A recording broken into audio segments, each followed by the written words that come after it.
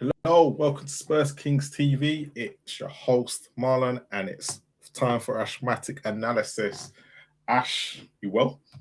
Yeah, man, bless up, man. Look, it's time for Stone Cold Dyche Austin. You know what I'm saying? Time to get the cans out.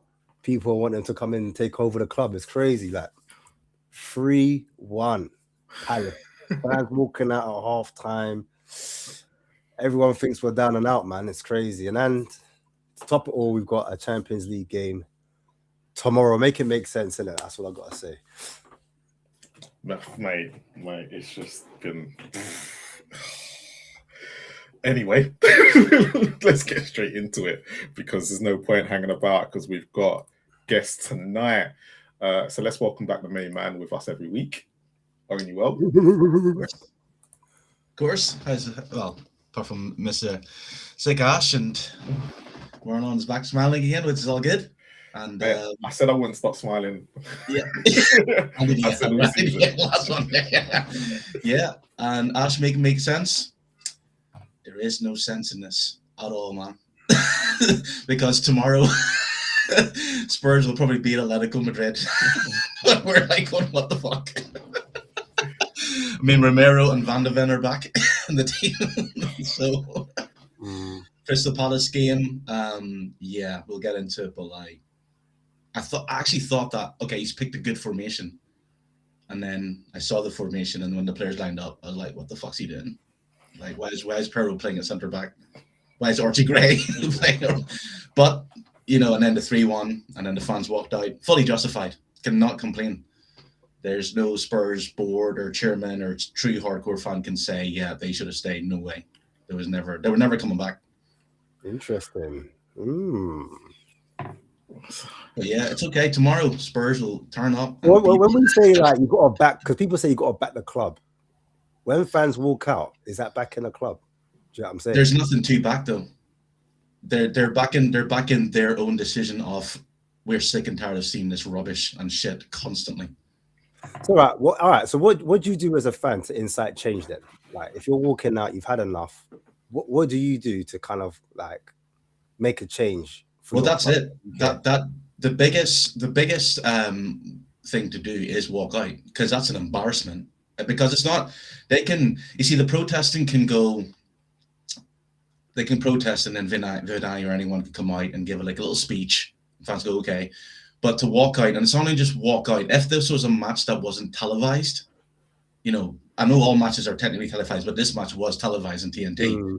And TNT milked the fuck out of it. Like, those cameramen must have had wet patches, because this first half, they showed it all. The second half, they kept throwing two Spurs fans who stayed, and they weren't smiling. Like, I had to show another Spurs fan who was like completely having a meltdown, and they were showing the empty seats. Twin.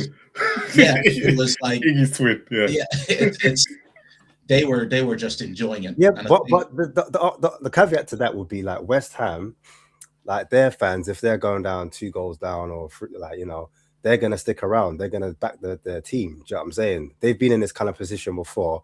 They're not going to walk out halfway through. So is there an indictment on the fans that we're walking out and we're not getting behind? No, this is an accumulation of the whole season. It was just enough. You know, the game, Spurs lost again, and it wasn't like, I think if it was 1-1, then fans might have stayed, but it was 3-1. Man sent off. And what's the point? They're not gonna. Why would they stay and watch them get hammered even more? And I think, in a weird way, the fans leaving kind of like helped Spurs a little bit, because Crystal Palace kind of eased off the gas. I personally think they just eased off. They're like, listen, we're not going to go here because we can annihilate Spurs here, but we feel bad, whatever. But West Ham shows support. Like I said, this is 11 games now that Spurs haven't won at home. Like, well, I don't know how long they haven't won, but haven't won a game this season, playing rubbish again. Yeah, West Ham fans might not have walked out, but guarantee they'll probably storm the pitch and go for the board. So those fans walking out was just like, nah, we're done. There's nothing. It's worse staying, and it's actually worse because if they just stayed, they would have booed at the end. But they were like, we can't even bother doing that anymore. We're just done. And I think that was the biggest sign that like those fans were just, nah, we're done. They would have gone to the bar. I think a lot of fans went to the bar and bought beer or whatever, and the second half. And some walked out as well. I know some majority walked out, but yeah. Marlon, all right. Let me bring out the next guest, and he can answer the same question actually. But big up and always as ever, the man who got me into YouTube. Sav, are you well? It's very late. Yeah. You're to blame why I'm here, so I always blame you. Lots of people seem to blame me for them starting YouTube channels. I don't know why I get the blame. I just hey, the Godfather. Not sure about that. Anyway, thanks for having me. It's going to be a very positive show, I'm sure, with lots of nice things to talk about. So I'm looking forward to it. Just go back on what Lauren was talking about there as well, with everyone walking out. What's your views on the whole? Because walk out. Players need to support. I know they're crap, but where do we go from here? It's an accumulation, isn't it? I think one thing Oren said was right there. You know, the West Hams, the Leeds, these teams are used to this. Their fans are used to this, right? Our fans are watching us. We've got the second worst home record out of all 92 league clubs.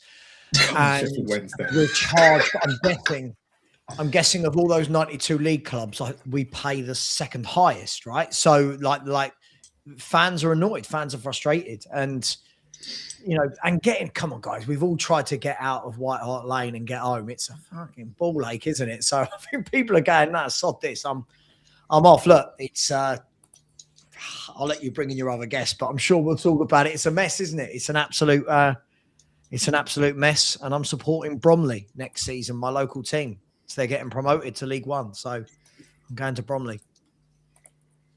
Other guest has dropped off. Hopefully he'll be back because he was having an issues. You had a conversation. He was like, you know what? He's walked out. He's walked out of the stream. He heard it not well. Can't be bothered. But yeah, look, Ash. Yes. We've been talking about it for weeks and weeks. About West Ham catching us, and they're gonna they keep winning their games, and they finally are. Was it point? I can't remember. Point now, 2 points behind us. 1 point. 1 point behind us. Are we about to go into panic mode, and are we able to even get out of this? I've already seen videos like like those black and white videos, and the credits coming down, and people just talking about the good days, and this is what we look like, we're in the Premier League. I think lots of fans have tapped out already. Like this is it. We're actually gonna get the R word. You know what I'm saying? And it's a hard one to swallow, because a lot of people would say, maybe we need to get relegated to reset, to kind of like find our feet, lower the expectations somewhat. Maybe like the fans are putting too much pressure on the club, or the players are putting too much, pressure on themselves. I don't know which way around, but some people think relegation might be a good thing. Me personally, I'm not one of those people. I don't think it's a good thing if we are to get relegated. I've tried not to get attached to any players ever since I think a few players let me down in Ange's first season. I was like, yeah, you know what? There's no point getting attached to these players because they'll only let you down. So moving forward, the likes of Micky Van der Ven, your Romero's, and obviously Pedro Porro's been linked away. Not that I'm fussed about that. Kudos, he's been linked away. So is Solanke's been linked to Newcastle lately. You've got Richarlison, he's looking to move out at the end of the season. I'm too fussed.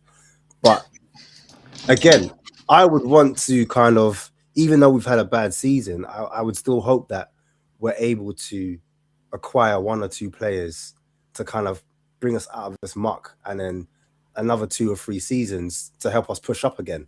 And I'm not saying top 6. I'm not even saying Europe. I'm just saying getting back to mid-table, get into some normality. But yeah, bro, it's dark. It's real dark. I can't lie. I ain't really got much to say on it other than cup final will be against Nottingham Forest, in my opinion. And I think when the pressure is on, a bit like Conte said, these players, they don't like pressure. They don't like to turn up for pressure. So when the pressure's off, Atletico, e.g. or i.e. Liverpool, you might see a performance, you might see a spring in a step. But when we need to win and get those points, I'm not totally convinced. And I remember last season, just to finish off, and the season before last, it was a narrative that was floating around. When we get our players back, when we get them back from injury, you know, we're going to push up the league. And those players came back. And guess what? Nothing happened. Jack all happened. So in my head, I'm looking at it saying, you know what? I've heard West Ham fans talk about Kudus in the fight. He's not really on it. I'm looking at who else have we got in midfield? There's a few players in there. I'm just saying I don't really see a lot of fight from some of these players. And I think that's the difference. It doesn't matter what tactics you throw up. Tudor's come with the hard iron fist. And now I feel like he's trying to do the whole body thing. It just doesn't look like it's working at the moment. Maybe I'm speaking too soon, you know, but that's where I'm at the moment. So can we call it Stelligation, since that's the YouTube name at the moment because it's Stell? Can we call it that? We're taking it for tonight. Sava. Yeah. Relegation. Will it be a good thing? Or are you on the node of? Are you in opposite to what Stell's saying? We can build ourselves in the Championship? Where I'm going to throw it out there. If they can't build in the Premier League, what makes you think they're going to build in the Championship? Look, I'm not calling it Stelligation because Stell actively wants relegation. There's a huge difference, right, between saying we're going to go down. Now, I think we're going down. Yeah. Doesn't mean I want to go down, and I'm absolutely where Ash is and what you just said. We can't go down. It is catastrophic. It's absolutely catastrophic. You know, we was looking at some numbers earlier, and you know, we've currently got a £260 million wage bill. We'd have to get that down to closer to 100 million. We'd have to shave. I say shave. Shave is like 5 million off. We'd have to get rid of like 160 million pounds of wage. Just for your viewers, the highest wage bill in the Championship this season is Leicester City with 48 million. Right, just to give you an idea of the numbers in that league. Our revenue this year is going to be something like 165, 170 million from Premier League. Next year, it will be 45 from the Championship. Next year in the Championship, you can only make a loss of 15 million pounds a year. You can't have all these losses you can have when you're in the big boy leagues. And 15 million pounds, we would lose. Nearly every player that's on good money would wouldn't be able to afford it. We'd have £1 billion worth of debt still hanging over us in the Championship.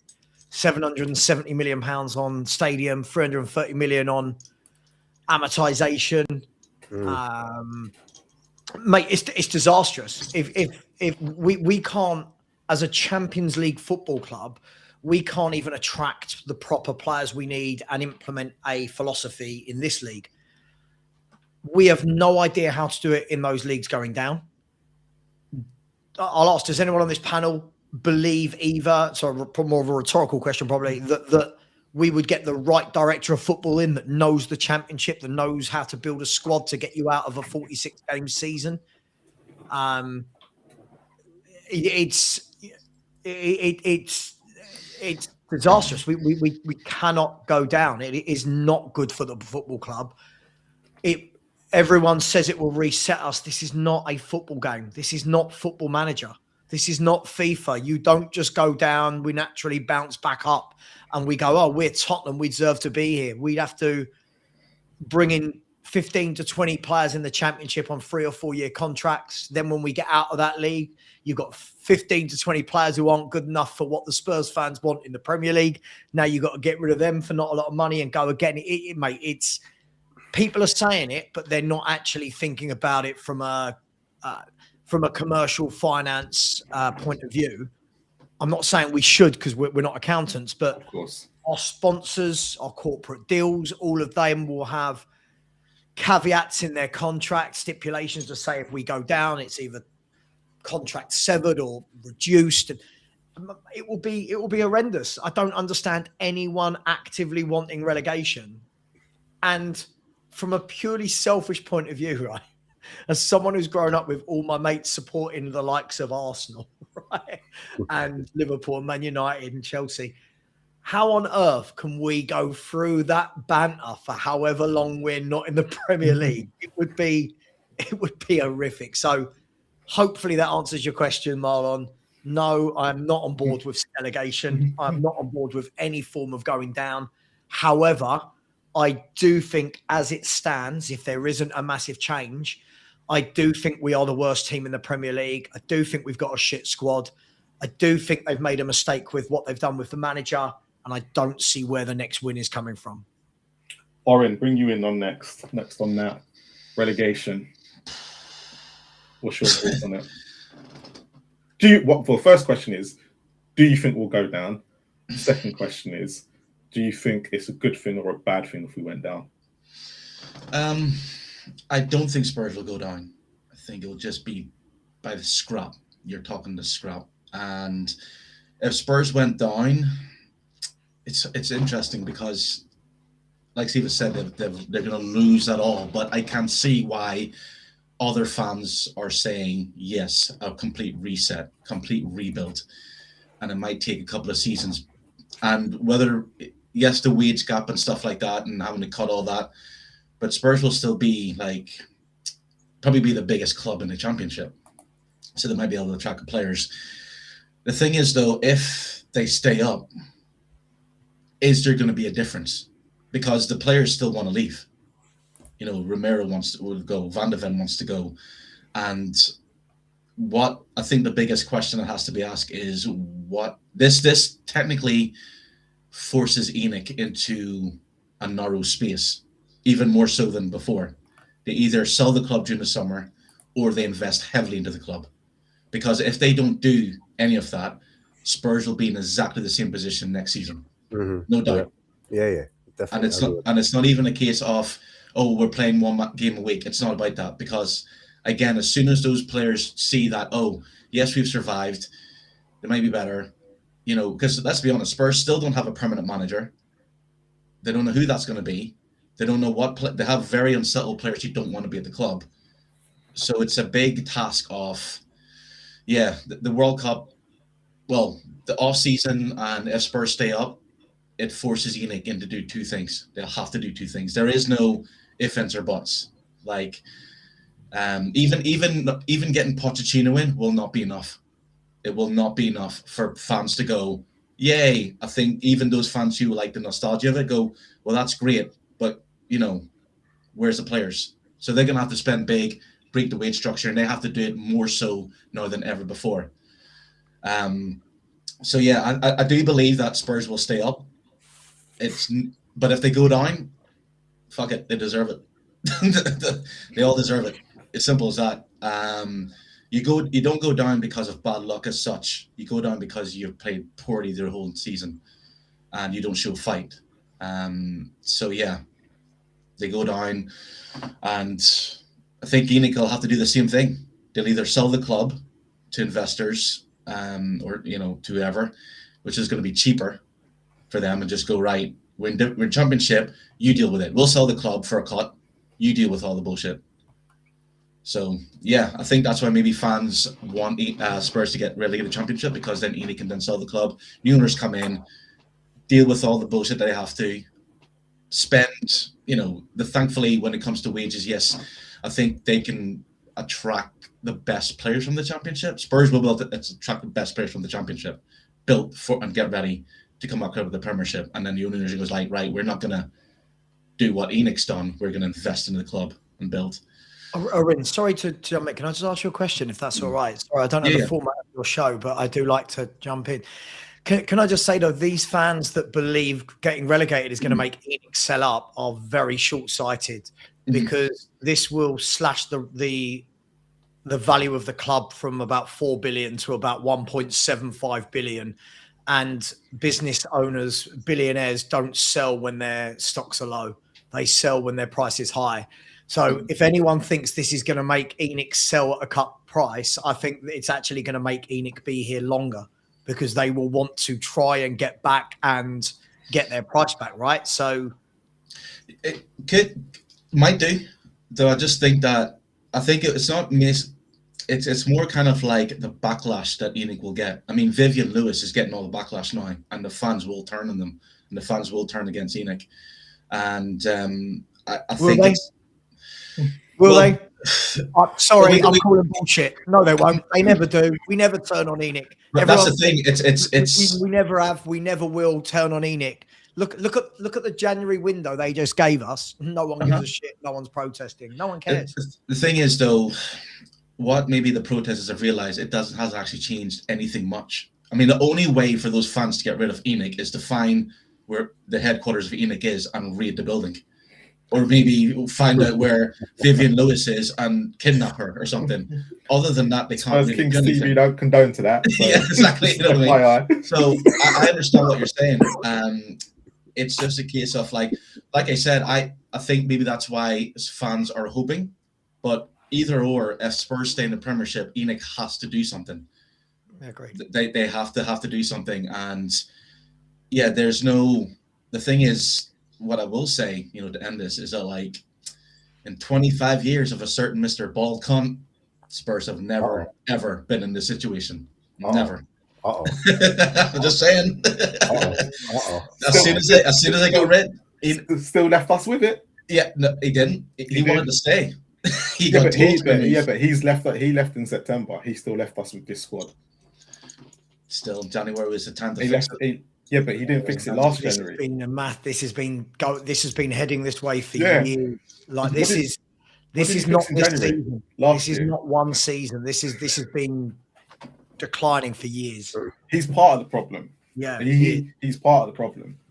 But he's gone now, so we can't blame him. Is he gone though? But is he gone? Big up Jay. In the Spurs fans' heads, he is never gone. Even if that man dies, he'll be like, "Oh, Spurs are bad. The spirit of Levy's there." Well, I just want to. Oh, his reception gone. Imagine that. He's just about to land a point. Yeah, and it just cuts out. Yeah, if it's positive against Levy, then he deserves to be cut off. Performing as well as Spurs are, right? Say something? Jay, you there? I think he's frozen. Yeah, he's frozen. Come out and come back in, bro. Yeah, go back out and go back in. That's what she said. The only thing I'd say is he probably would have sacked Thomas Frank. I'm out. Yeah, we can hear you, but you're frozen. You're frozen. Hear me? Yeah, why he sacked Ange. True. True. I'm just here to drop little bombshells into arguments. That's all I'm here to do. That was the only caveat, is that some people think he would have probably sacked Thomas Frank a lot earlier, where I'm kind of like, I do agree with you. He might not, but frozen. I know, yeah. Hold on, I'll get here. I don't know why this. Yeah, I am here, but like,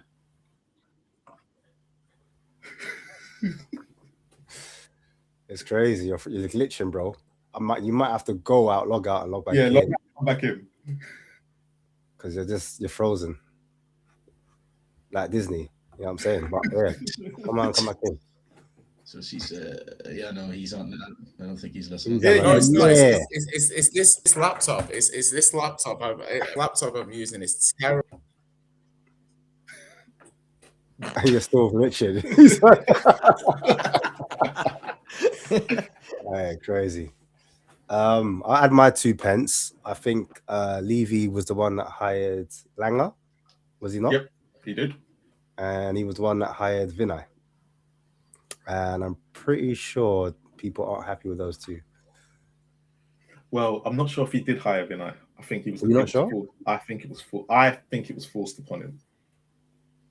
I thought he was, from what I remember, he was good mates with Vinay, and not good with mates, but obviously they're in the same circles and financial. Yeah. But when it comes to actually bringing him into the club, I think it was over his head a little bit, and he kind of and they just and you kind of went. And you kind of went with what they PR said, because it was Vinay and him. You were going to do this together and whatnot. But I always believed Vinay knew he was going. Jay, you there?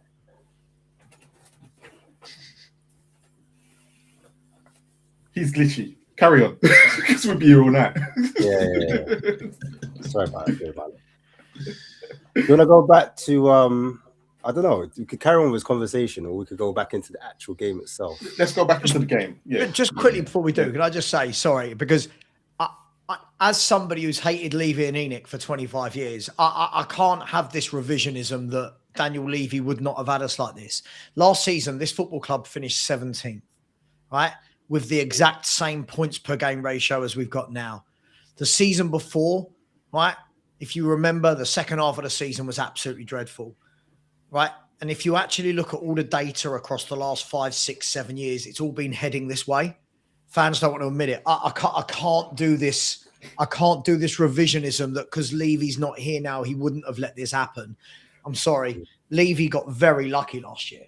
He got very lucky that we won the Europa League. Otherwise, Spurs would have lost a hell of a lot of money and his job would have been on the line anyway. Right. So, I don't think it matters. Hold on, but when you say look, when you say because I personally feel like this season is like a love letter to Levy, because I was when you say about relegation. By the way, I'm a logical man. I like to think I'm a logical man, and I'm looking at it from the point of view of logically we should get relegated. Like logically we should get relegated if you actually think about it. In the context of West Ham are better than us. Like I think West Ham are better than us. Forest's team is better than our team. Yep. Yeah. They have Anderson and Gibbs White. They have 2 match winners in their team. Not to mention they got like Hutchinson and Hudson-Odoi can do a little something. Like once every 4 games, 5 games, they could do a little something. But those 2 players, they can turn up. Like we're worse than Wolves.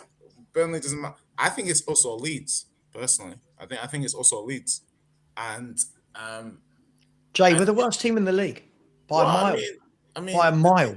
We're the worst team in the league. I won't say by a mile. Well, to be fair, like really? We'll see. I mean, we'll see, because I look at it like relegation will deserve it. Like we'll fully deserve it. And I mean, all of us will. Like the fan base will deserve it. The club will deserve it. The players will deserve it. The manager will deserve it. Like, it would be a well-deserved relegation. Obviously, I don't want it to happen, but it would be fully deserved. Because when we were doing stuff like finishing 4th and trying to be upwardly more, it wasn't good enough. You know, when it was just, we see now the criticism that people that Levy took, these players can't take it. These owners can't take it. Like, the level of criticism that we issue as fans, the people at the top, the players that they can't handle the weight. None of these people can handle the weight. And we're in a situation now where it's like, what changes? I don't know. Like this could be like, and it's like the optimist in me can be like, when we had Levy, we never had 2 bad.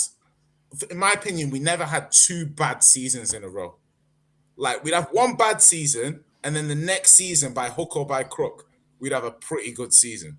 Even if you look at like the Conte season, that season started with us stumbling about in the summer, not able to get a manager, settling on Nuno, sacking Nuno, getting Conte, and we still made top 4. Do you see what I mean? To play Champions League. So we still like, and I'm of the opinion, they got rid of Levy. I looked at the date and I said, on the date they got rid of Levy, we were like 4th. Yeah, I think we played 4 games in the league. We'd won 3, lost 1. We had the PSG performance.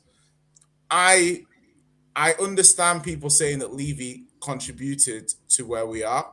Obviously, duh. He didn't contribute. No. My point is you can't sack somebody of 3 wins and a defeat in the league, when you're doing well, you've won the game in the Champions League, whatever, and you're feeling yourself, you are saying, we don't need this guy. It's easy to retrospectively be like, this is all Levy's fault. But you sacked him when we had won 3 games. Sorry, Jay. Sava, the point is no, because Sava, the point is that it doesn't matter whether or not you think it's Levy's fault. The board and the club said, and everyone was like looking, oh, this is cool. We don't need this guy. Like, everything's chill. To then turn around and be like, it's your fault we're in this situation when you sacked him when things were going well, doesn't make sense to me. Well, but sorry, I'm sorry. I can't. No, focus on the point I just made and explain to me why it's wrong. I was about to. You don't need to tell me how to structure an argument. I do this for a living. Thank you. Right. I mean, to be fair, I'm being gracious, allowing you to come in on my point when I hadn't actually quite finished. So, I mean, that's why I was asking you to position. Finish your waffle. I mean, you want to critique the point, make the point against the point I'm making. Go on. You finish your waffle and I'll come in afterwards. Nobody's saying Levy isn't to blame for where Spurs are. I'm saying that if you sack the man when things are going well, and then after the fact you say, hey, he's the whole reason why we are where we are, it doesn't make sense. No one said it was the whole reason. No, that's what I'm saying. What do you mean? That's what the board said. The board have made the point of sacking this guy because things were going well. Yeah, things were doing decently, and they thought, we're gonna usurp him. We're gonna do all of that sort of stuff. And the point is then afterwards, it's like, why are we then going to be like hypercritical of what this person put together when this person hasn't been there to put it together for this season? Do you see where I'm coming with that? Yeah, but he did put it together for this season. He was still there after September. When it started, it was okay. Yeah, but if you take those performances apart from Manchester City, the rest of the performances were terrible, and this was where it was going. Right.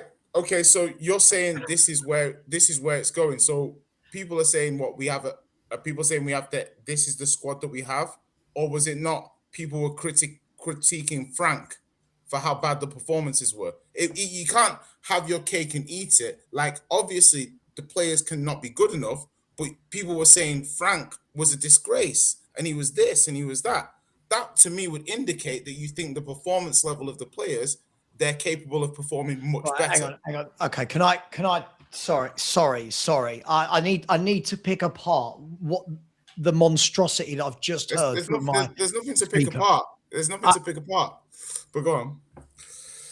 First and foremost, let's start with this notion that Levy was sacked when things were going well. I mean, how short-sighted do we need to be that because of 4 games of football, we think things were going well at this football club?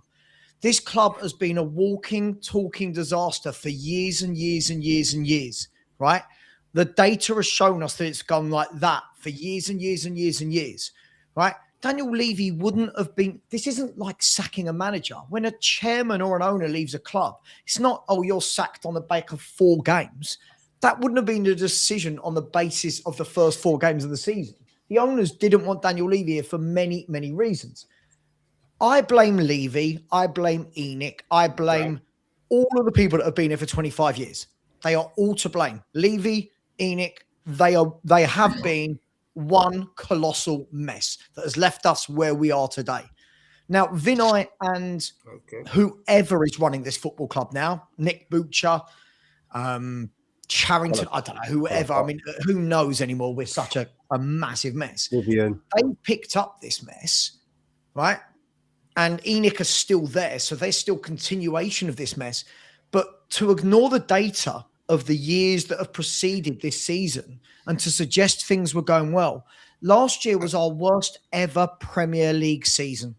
Whatever way people want to spin it up, was our worst ever Premier League season, right? Okay. And that coincided with the previous summer and the previous summer and the previous summer, where we were selling players, not replacing them properly, buying kids, not actually buying what we actually needed. That's then gone into last summer, which was another shit summer where we didn't do what we needed. That's then gone into this January where, again, we've not done anything to try and sort ourselves out. This is years and years of this football club having no plan, no structure, no ethos, no philosophy, no football person running this football club from top to bottom. We have to stop pretending this spell of 4 games, that spell of 3 games. But the point that you're making Hang on. But the point you're making, this is why remember, I asked you to be specific on the point, because I didn't think this is how it worked, Jay.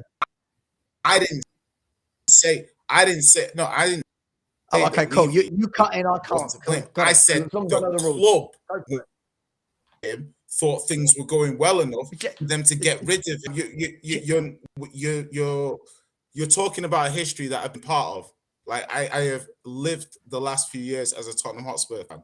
Sure. You're not saying anything new to me. No, but it seems that I am, because when we're going, no, you're not, because the point I made was about the club getting rid of Levy. It's really difficult. Like, I'm not allowed to talk. No, but Sava, you're misrepresenting what I said. I'm really talking not. About the. I'm really well, not. I'm telling you are because I'm telling you what I meant. Like, and this is why I said to you the point specific. If you get rid of, okay, doesn't matter. But listen, by the by, anyway, it's by the by. Sava, finish your point. Go on. You. This whole thing, though, this is Levy and Enoch, and now this is not the revisionism that Levy's gone, oh my God, look what happened. We didn't have 2 bad seasons in a row with Levy. We just have. Levy left us this. Levy left this squad put together. And by this squad, right, so this is a club that don't have proper fullbacks. We don't have a single ball-playing midfielder in the entire football club. We don't have a left winger because we sold Son and did not replace him.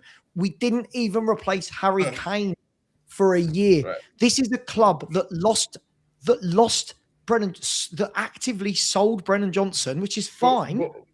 Hang on, let me, Jay, am I allowed to finish the sentence, mate? Like, but the points you're making are after the person left. So if the person leaves and bad stuff happens, how do you blame the person? Collective. He's talking. That's what I'm trying to say. Like, as in, so, if the season, when we sacked Nuno and we made top 4, I said to you, like 6 weeks into that season, we're going to make top 4. You'd say it was mad.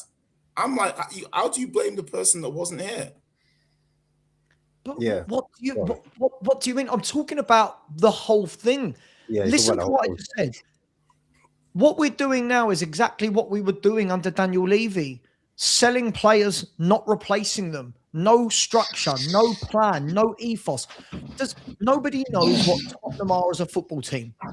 Because you look at our squad, right? You just mentioned West Ham, Forest, Leeds. You watch Forest play. Forest have got a back 4 who all play in their natural positions. Forest have got wingers that play on either side. They've got a ball-playing midfielder, a box-to-box midfielder, a goal-scoring midfielder. Spurs haven't bought any of these jigsaw pieces. We've put this squad together and gone, go and play. And you're like, really? And that's why some people, Jay, in the summer said, what a shit summer that was yet again. Other people went, amazing window. We deserve what's happening to us now because we've been so badly run by Enoch and Levy for so many years. Right? Okay. But if that's the way you see it, that's fair. I'm looking at the facts. I'm looking at the data. I think you can conflate people's duties and stuff, like Vinay becoming the CEO in the summer. Yeah, or earlier than that, and actually having more of a say, and then Lang having more of a say. Yeah, Vinay and Lang running the ship, and now you can be declining because of the increase in quality in the Premier League. Absolutely, you can be declining because you're not spending enough on wages. You can be declining because you're not got a good enough football strategy. All of these are fair. What I'm trying to say is that the club, when they got rid of Levy, they believed, they did not need him in order to operate this season. They believed that they had more than enough to have a good season. That's my belief. Yeah, that's my belief. At the time they got rid of him, things were looking the squad fine. Was already built when Levy was here. So I don't understand what you're saying. Well, you obviously don't understand. What I'm saying, like, no, I don't. I'm telling you, I don't understand what you're saying. So I'm saying the squad was right. built. Yo. It's gone on too long. You're going back and forth, and you're just repeating the same thing back and forth. You're doing a me with some like in the arguments. Like, I get what you're both saying. You're both right. You're both absolutely right. Enoch has. I'm always going to give Daniel Levy some Bible, because I always said that we would find out who was really in charge. Was it Daniel Levy or was it Enoch? And this January transfer window, Enoch said, we're going to do this, we're going to do that, we're going to do this, we're going to do that. Didn't do any of it. And I always said that my personal opinion is that Daniel Levy, yes, he made some errors, obviously. But I think when he went to Enoch to ask for more money or to get more players, they were like, no. And so you're both right in what you're saying. Like, I don't personally believe like they should have sacked Daniel Levy at the start of the season, maybe at all, change that all up, because it changed everything. Frank walked into a club that had a chairman, Daniel Levy, and someone else, and then it was bam, gone. He had to, even the players, like, I think the players didn't want to get rid of Angie. They were interviewed and asked. The thing is, like, we can say where Spurs have declined, and I will always say this, that I believe that Spurs started to decline in the last season of Poch, and even before then. And it wasn't so much about it, obviously the players, but the moment Spurs start becoming commercial, the players start doing Amazon shows and start doing stupid, silly shit for their Instagram pages, for Spurs, Tottenham, they took the focus off it. And so we came into, remember when, of course, I don't know if you don't remember Arsenal, but when players started coming to Arsenal, they weren't coming to Arsenal to play for the shirt. They were coming because it was a team that won the title and they can get marketability off it. I think Spurs went and bought players who looked at Spurs and went, right, they're Champions League finalists. We can come, we can play mediocre football, and it's a stepping stone. And they don't take it seriously. If any of those players from Spurs went to Man City, Pep would say, get the fuck out straight away. You're not here to do haircuts. You're not here to do, streams or whatever. You're here to play football. So I think that's where Enoch, as in a marketing standpoint, has got it completely wrong. And even like, I stopped following the Tottenham Hotspur Instagram page, because those admins care more about showing off fashion and the players doing slow motion walking. Like, this is football. This is not about social media. That's the club Enoch's built, right, Oren? Yes, I'm not saying yes. That's the club for 25 years. Yes, I get that. That's what I'm not going against that. I'm saying, like, yous are both right in the sense of everyone's fucked up, but it doesn't change the fact that where Spurs are is where they are, and it doesn't change the fact that, like, we can go back and forth, and every right so. But, like, again, that's why maybe those fans who want Spurs relegated wants that, because they're hoping in the fingers that Enoch can sell the club. When Daniel Levy got sacked, a lot of Spurs fans said it was the greatest thing. Fantastic. Jumping for joy, it'll bring it. And I just went, nope, you'll wait and see. This is all I don't think it's great, but I don't think it's bad either. No, I'm not saying, I'm not, like... As far as I can see, already, nothing's changed since Daniel Levy's left, because Enoch is still in charge. But that's my point. That's my point I'm making. Nothing has changed. It's actually got worse. Same as Levy. That's right? My point. It's like, you have to remember though, like, that's what I'm trying to say. Even Harry Redknapp said it. He said, everyone blames Daniel Levy, and I can understand that. But he works for someone else as well. He has to go to Joe Lewis or Vivian Westwood, or he has to go to the board members to get permission to do stuff. And then he takes the blunt of it. And speaking of that, did anybody read what Harry Redknapp said about Robbie Keane and Joe Lewis? Yeah. No. Yes. Yeah. So he basically said that Joe Lewis had told him that Robbie Keane was no good and he shouldn't be playing him for a game. I think it was Man United away. And rang him up personally to drop him, and Redknapp said no. There we go. And I'm sure there's a lot of things. I'm sure, like, it's that, like, I have always believed that, again, I've said this before, this is just an opinion. I think that Daniel Levy was made promises, went back to Joe Lewis and went, nah. Because Joe Lewis doesn't give a fuck about football. He sees, the Enoch Corporation sees Spurs, that take away the football side of things, which we don't want to because we're football fans. But Daniel Levy did exactly what he was brought in for ENIC, to make Tottenham Hotspur an image-based club playing NFL, go-karting. That's what ENIC Company. If you look up what ENIC Company do, that's what they do. When Daniel Levy was brought in, he was brought in to do that, and he's done that. There's no, like, I think there's only a hotel left to be built. Yeah. So Can I ask a basically, question off the back of that? yeah. Do you think if Daniel Levy was at a different club, we'd see different Daniel Levy? Or do you think we'd see the same kind of Levy in terms of, was a big fan of PSR, FFP, is pushing that a lot. And for example, if he went to like an Aston Villa have, they push high on their wages. They're quite aggressive in terms of, and we know that transfers correlate with high wages in terms of quality players. That's the notion at the moment. But do you think if Levy was at Villa, he would perform different? And also, a last question, Langer, could we say the same about him? Was he not given a budget and promised a budget and then that was taken away?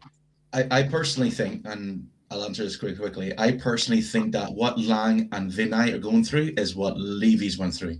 Because you're not going to release a press statement, after a protest and say, we're going to break the wages, we're going to do this, and then not do it.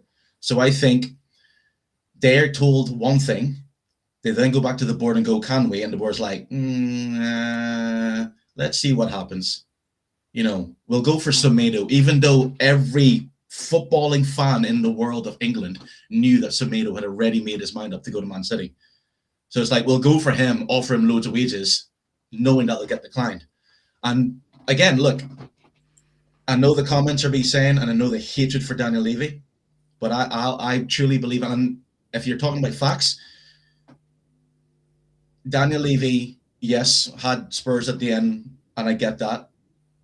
But ENIC used him and says it was Levy's fault. This was the reason why. They had a full January transfer window to show that, yes, it was Daniel Levy, not buying the right players in, not breaking the wage records, not negotiation. That was it. That was the window. And I think a lot of Spurs fans said it as well. Okay, we'll see. Was it Daniel Levy or was it ENIC?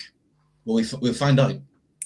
We've absolutely find out, because they sold Brendan Johnson. They didn't replace him, didn't get a left winger, didn't get the players that needed. And it was Yang who turned around and says there was no players that Spurs could have bought, even on loan.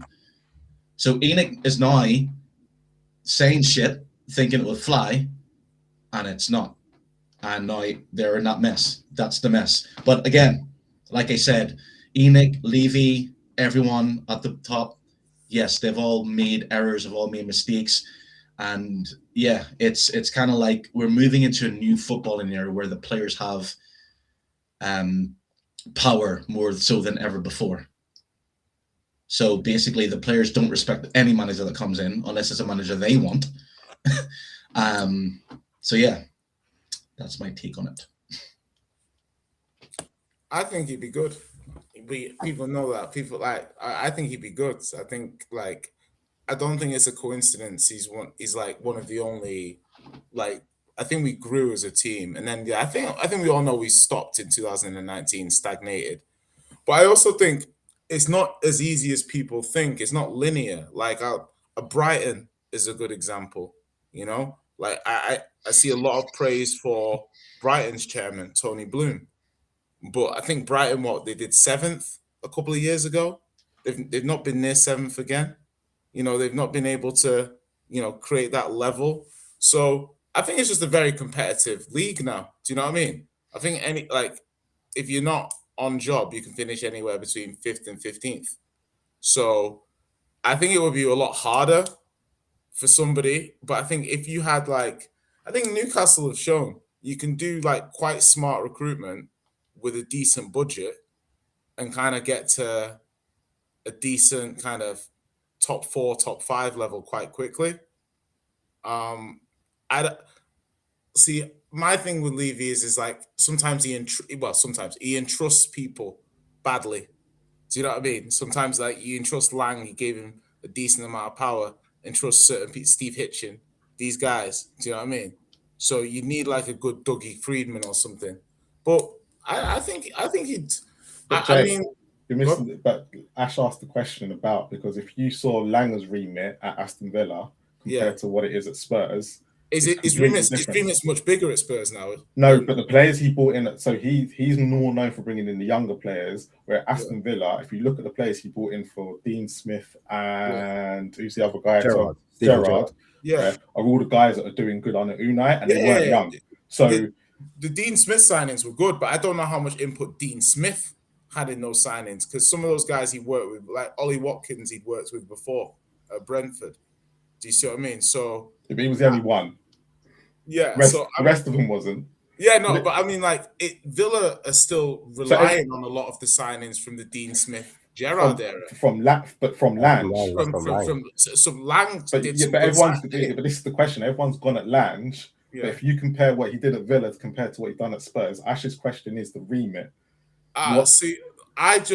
I personally find you've gone straight at Lange, but you wouldn't go at Levy. But because you have some goodwill. Like I don't have an issue per se with some of the players that Langer's wanted to buy. My issue is his squad building, like his risk. I always say to Ash, his risk factor is atrocious.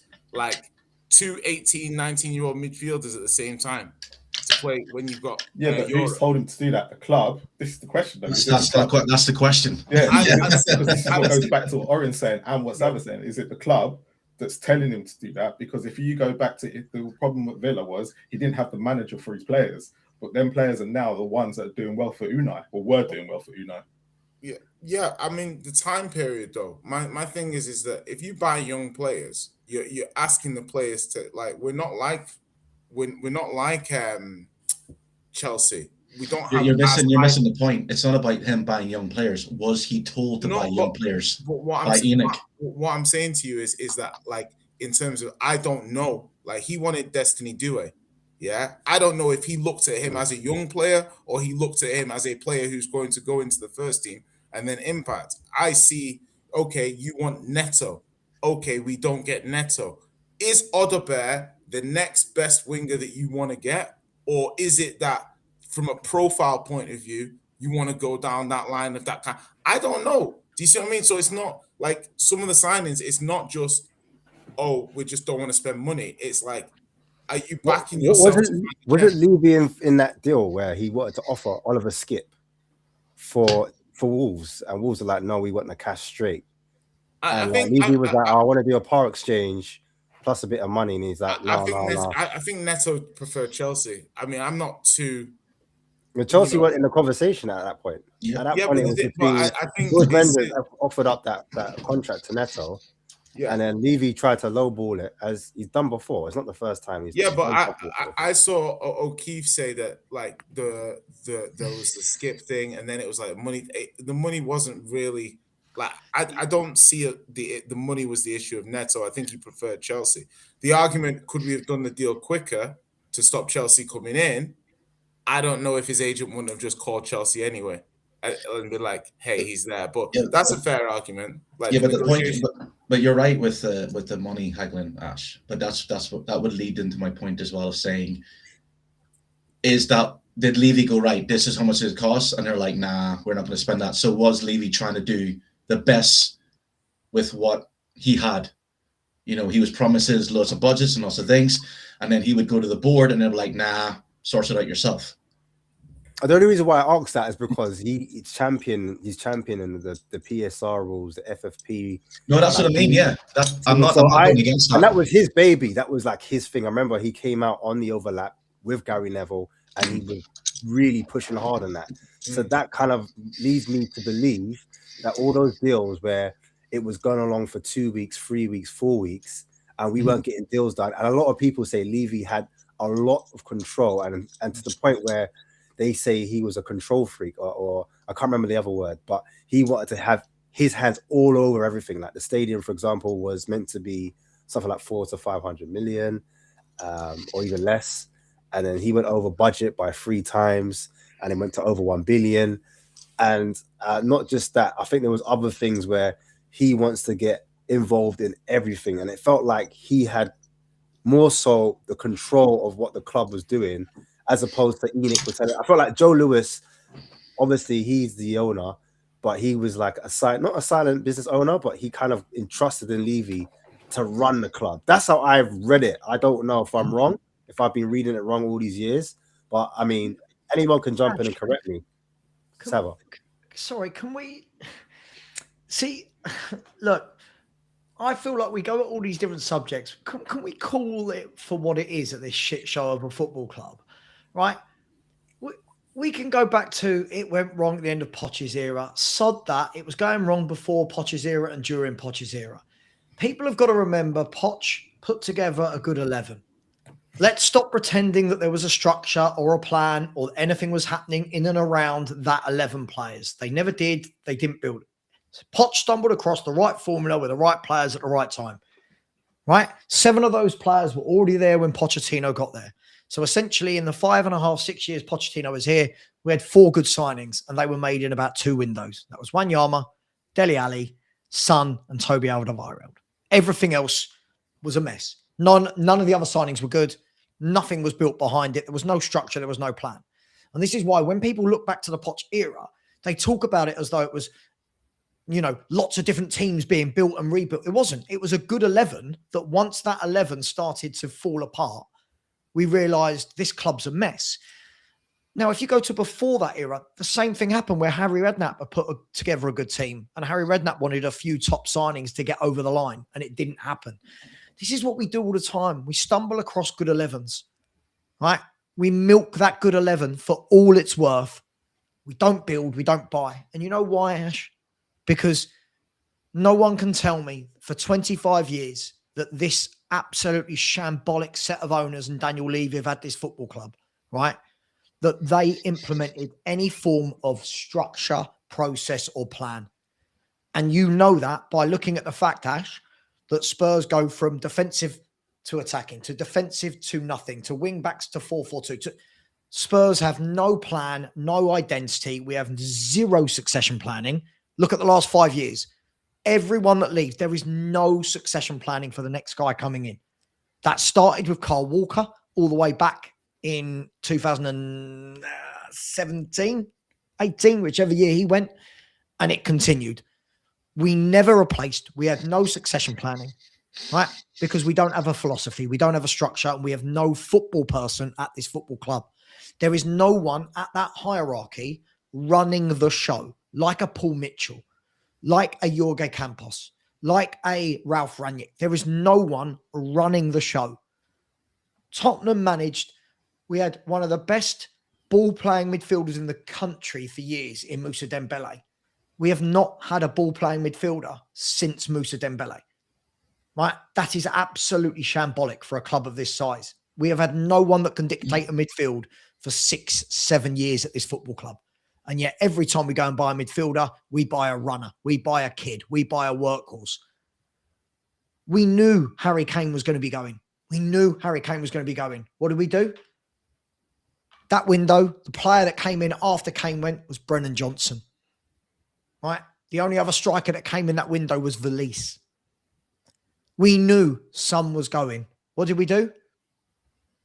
Nothing. Nothing. Didn't replace him. If fans aren't waking up to this and seeing this pattern after 25 years of how this club has been run, and then we're wondering why we are in the mess we are in now, our chickens have come home to roost, Ash. Right? This has been years and years and years of neglect from Levy and Enoch, neglecting this football club, not putting the right people in place to put a plan in place, and we are now where we are. No more burying the head in the sand. If we go down, the club deserve it. Not the fans. The club deserve it.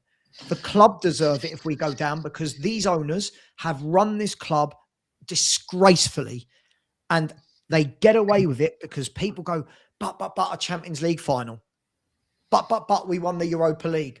But look at all the planning behind the scenes. It's a shit show, and it has been for years. Look at the state of this squad. Who on earth? You see, here's the thing.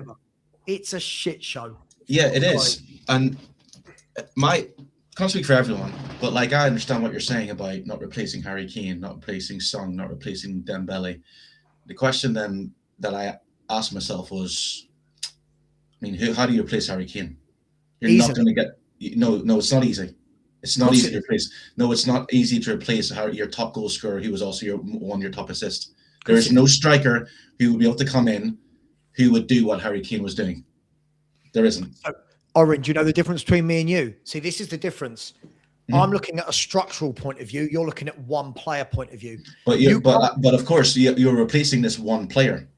We're talking about replacing. You're replacing a guy that held a team together because he was never part of a structure. He was just the world-class footballer. Yeah, if you know as a club that your main striker is going to be going, you have time to put a plan into place to scout, to go out into the world. No, I get that.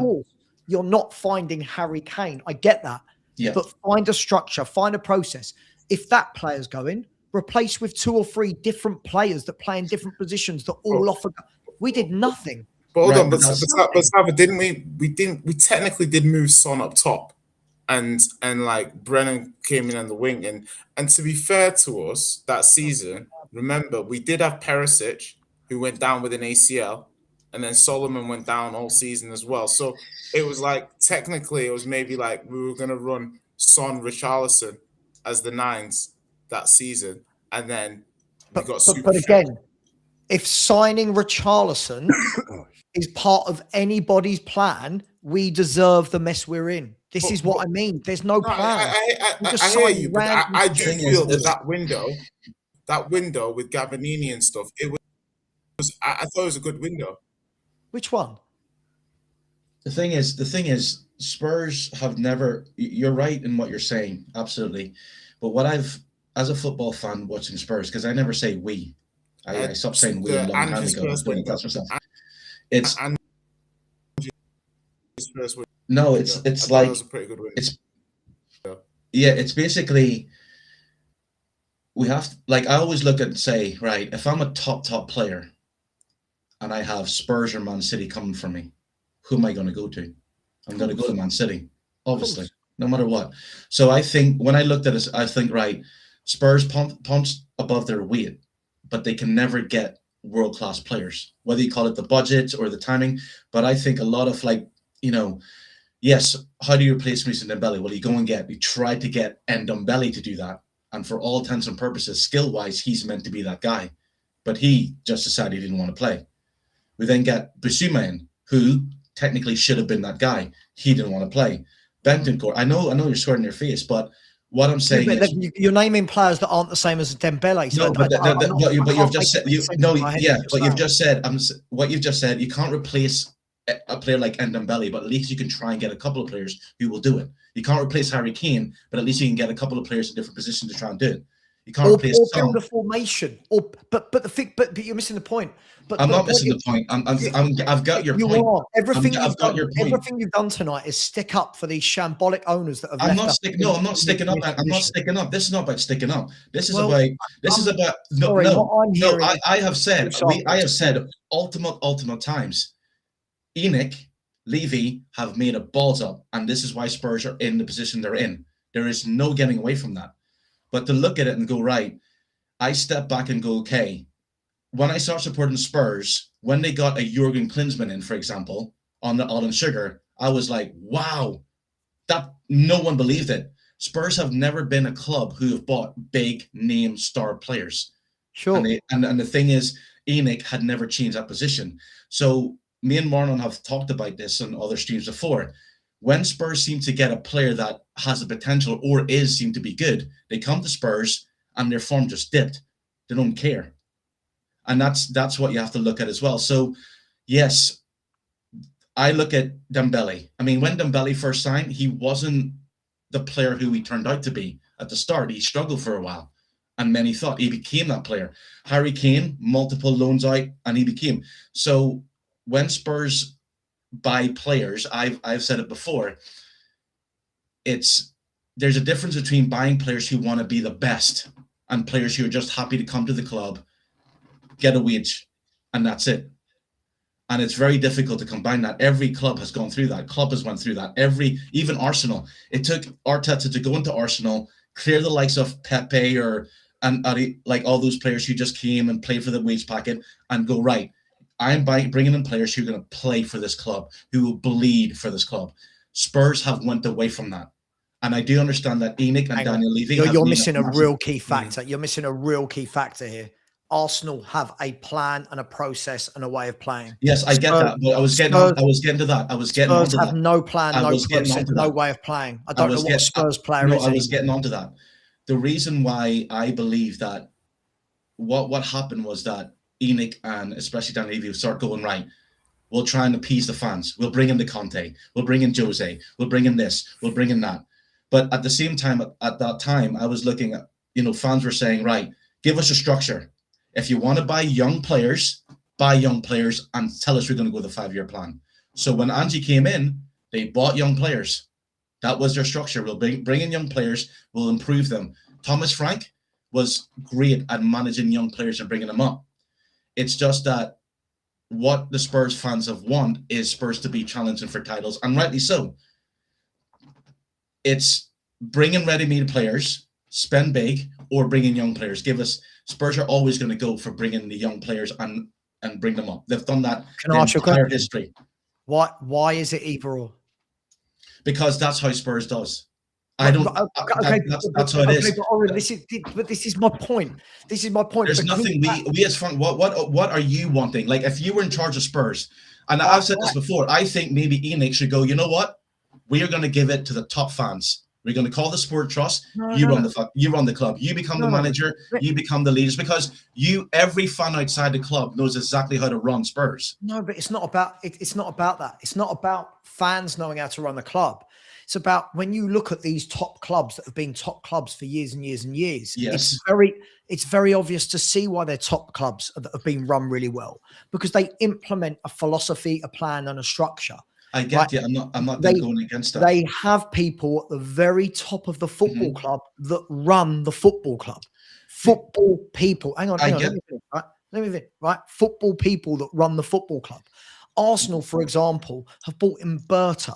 Right? Look what Berta's done since he's been there. Look at the squad that he's building since he's been there. He's a football man with unbelievable contacts all around the world.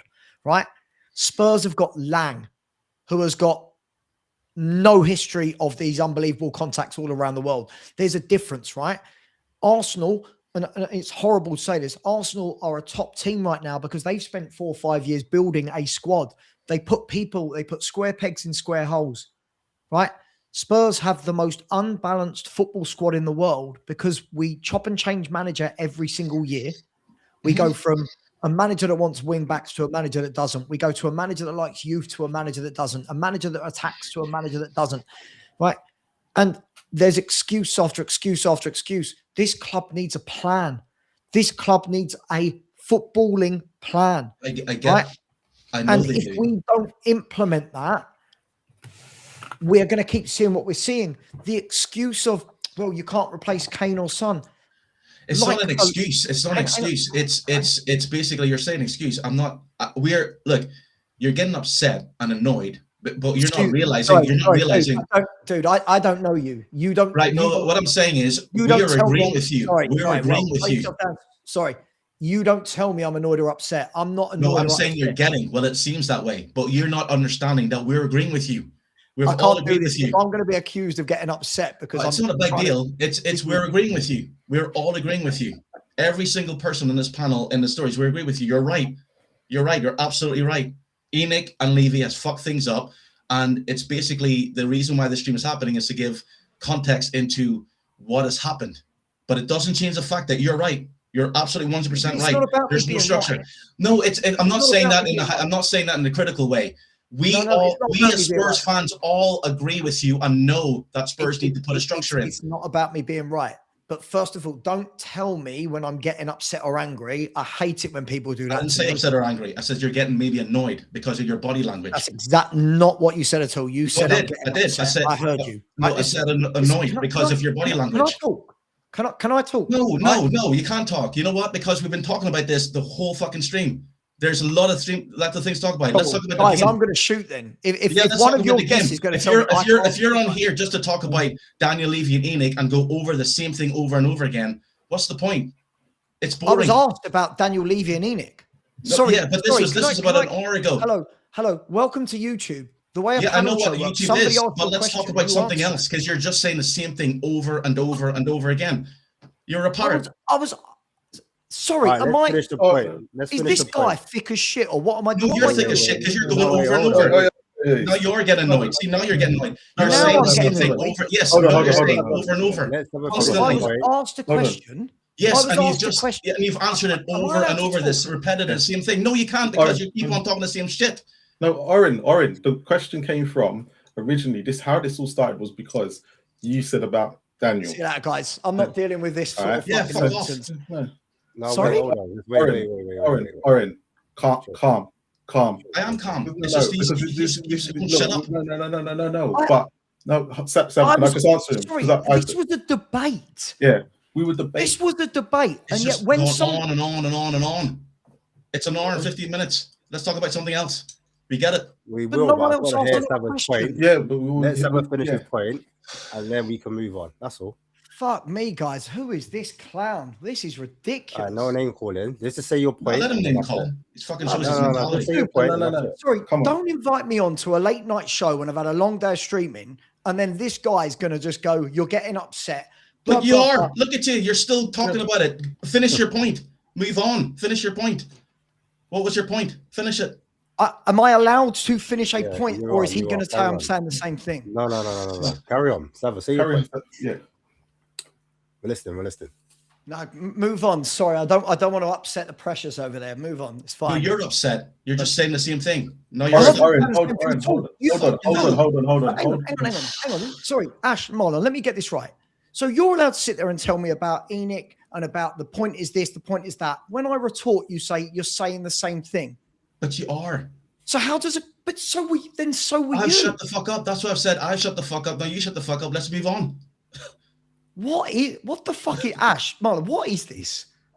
This is you're carrying on the same point over and over again, and I'm trying to explain. Now I'm saying you're right.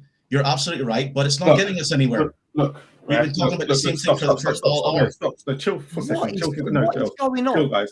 I've never been on a panel show where one of the hosts is like, just shut the fuck up and move on. What is going on? Because you've an hour. You're going around.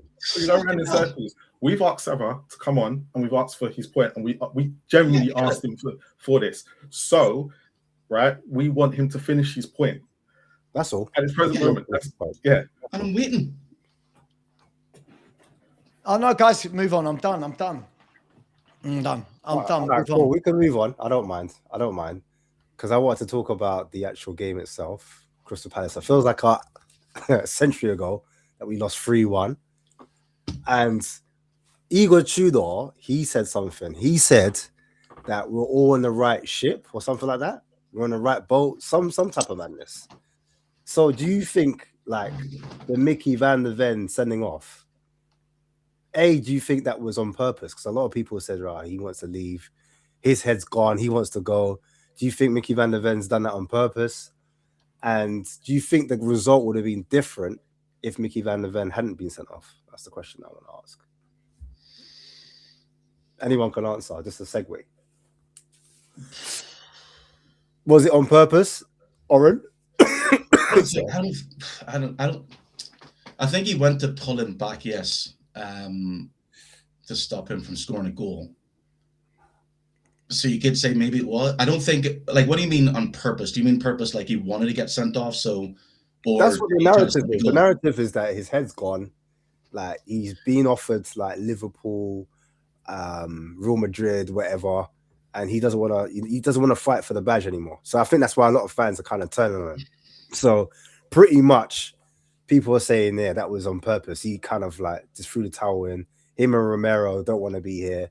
Obviously, Romero got the 4-game suspension, and Micky van der Ven kind of looks up to Romero. His head looks like he's got his body language. We spoke about it before. We saw what he did to Frank. Then this happens. Do you think this was on purpose? He done this on purpose, or do you think it was a case of, it was just, Micky's still playing for the badge? It wasn't done on purpose. Like, what's your thoughts on it?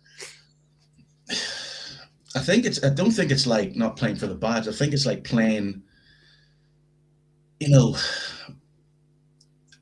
like, I don't think any player would want to play how, you know, in the atmosphere that has it with Spurs right now. You know, fans are booing, things aren't going right, and then Micky van de Ven knew was going to, you know, the pullback was him desperately trying not to concede a goal again, you know, and it's like he thought he'd get away with it, but obviously he didn't. I don't think he would have got sent off on purpose. I really don't. I'd like to think that he wouldn't, but we never know. And the way fans are saying his head is gone and things like that. Arguing with fans before, we saw that earlier in the season. Yeah, again though, it's like if you're arguing with fans and stuff, I think it's a frustration. That's what's happening on the pitch. You know, top players don't want to be losing every single game or playing badly and getting booed. And I think that frustration is boiled over, and there's no respite from it. And as I said, him getting sent off, or like Micky van de Ven has tried his best, and I think even the best players get frustrated or do silly things under pressure. But yeah, even it's weird because like a couple of seasons ago, people were saying how Micky van de Ven was the next captain. You know, even this season. And again, it just goes to show like what pressure does to player or to fans and players, because now they're turning against players, and of course the media plays a huge part in this. You know, every good player Spurs is linked to someone. There's no fact checking. We don't know if it's true or not. That's true. But I can see why, if you were Micky van de Ven and his caliber and you're Romero, would you want to stay at Spurs right now? No, facts. Like, obviously, you know, it's just like, it's weird. Obviously, he's come out and he's done a whole, like, you know, he's gone at the board and everyone's like, yeah, well done. But then obviously he's got sent off, and then everyone's like, how stupid are you, like, for doing that? So it's one of those ones where, like, obviously we got Atletico tomorrow, and it looks like if they start to play better, now all of a sudden it looks like they're playing for that move. It looks like they're not fully poised. Do you see what I'm trying to say? Especially if they come against Liverpool and they lose and they don't perform at that level. It's going to be the first time as well we're going to see Romero and Van de Ven back tomorrow. So, like, that's the reason why I was asking the question. Like, do you think their heads are still in it? Is Van de Ven's head gone? Like, is he going to be performing to get his next move? I've already said my piece. Sava, I'll bring you in as well then.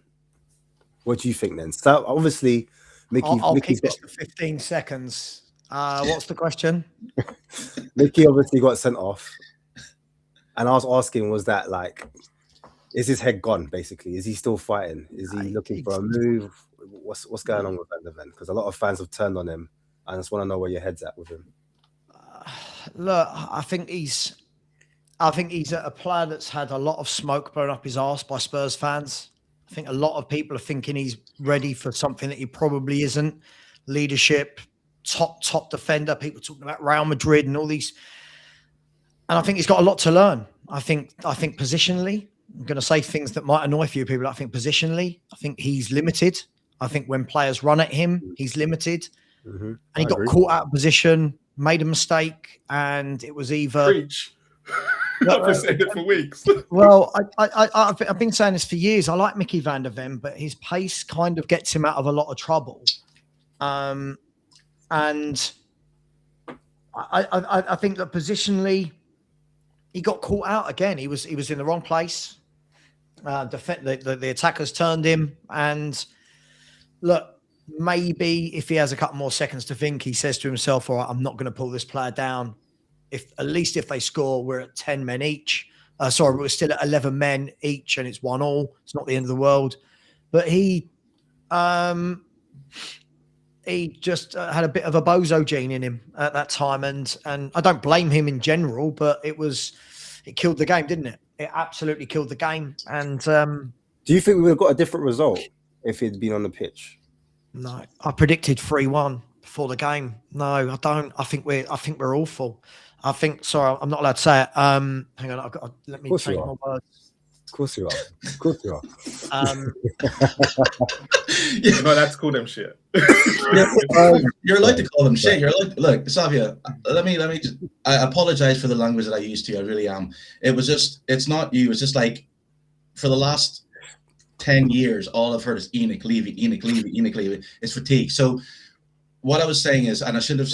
You're absolutely questions about Evie. Yeah, you're absolutely right. Simple. No, you're absolutely right, and no fan will go against anything that you said. And I'm not saying you're right because just you are. We all understand that. It was just like it was an RN, and I just wanted to talk about something else for just a bit. Sure, but dude, I understand that, but surely the way to do that is when you get to the end of the conversation, say, right, let's move it on. You don't turn around to one of your guests and say, yeah, why don't you fuck off now? You've talked about this for an hour. Like, it was just again though. No it was offense, just like no offense, but I'm not on YouTube for that, right? I don't know you. I apologize. I shouldn't. I don't need this shit in my life at 11:30 p.m. at night.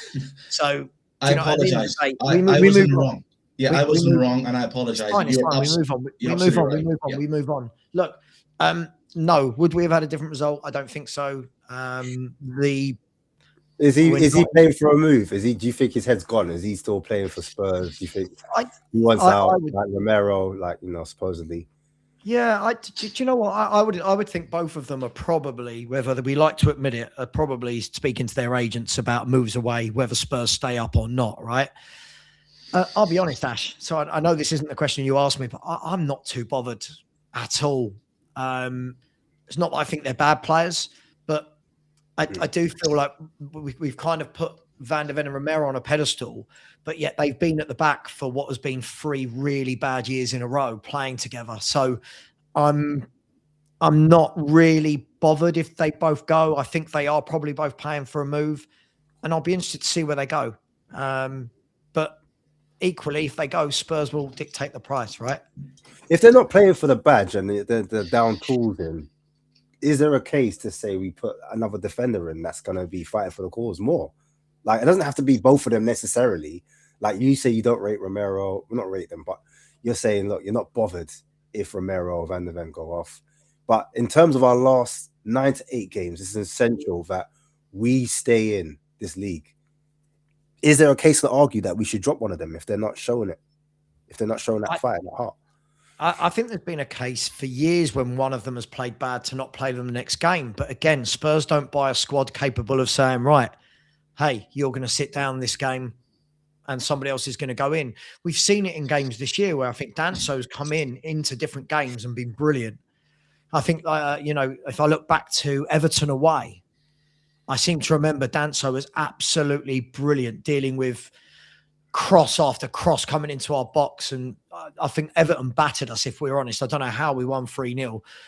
And then the next game, he was dropped. And I think that's where we are as a club, right? We haven't bought a squad that's good enough. So, look, I don't think it's going to happen. I would. In an ideal world, it would happen, Ash, in an ideal world. But I think now they're both fit. Obviously, I know Van der Ven can't play against Liverpool, but he'll go straight back to Van der Ven and Romero. And let's see. This is where they've got to make their money. This last 9 games in the league, they've got to show why everyone raves about them as centre-backs. I mean, to be fair, we need them more for the Nottingham Forest game than we do for the... Obviously, we need them for Liverpool, regardless. But I think Forest is the bigger game out of the 2 of them. I agree. I agree with what you said at the beginning of the show. Yeah, I think Stel said this earlier as well. That I don't think many fans with the best will in the world are expecting anything from Anfield. I think that would be a bonus. The Nottingham Forest game is massive, absolutely massive.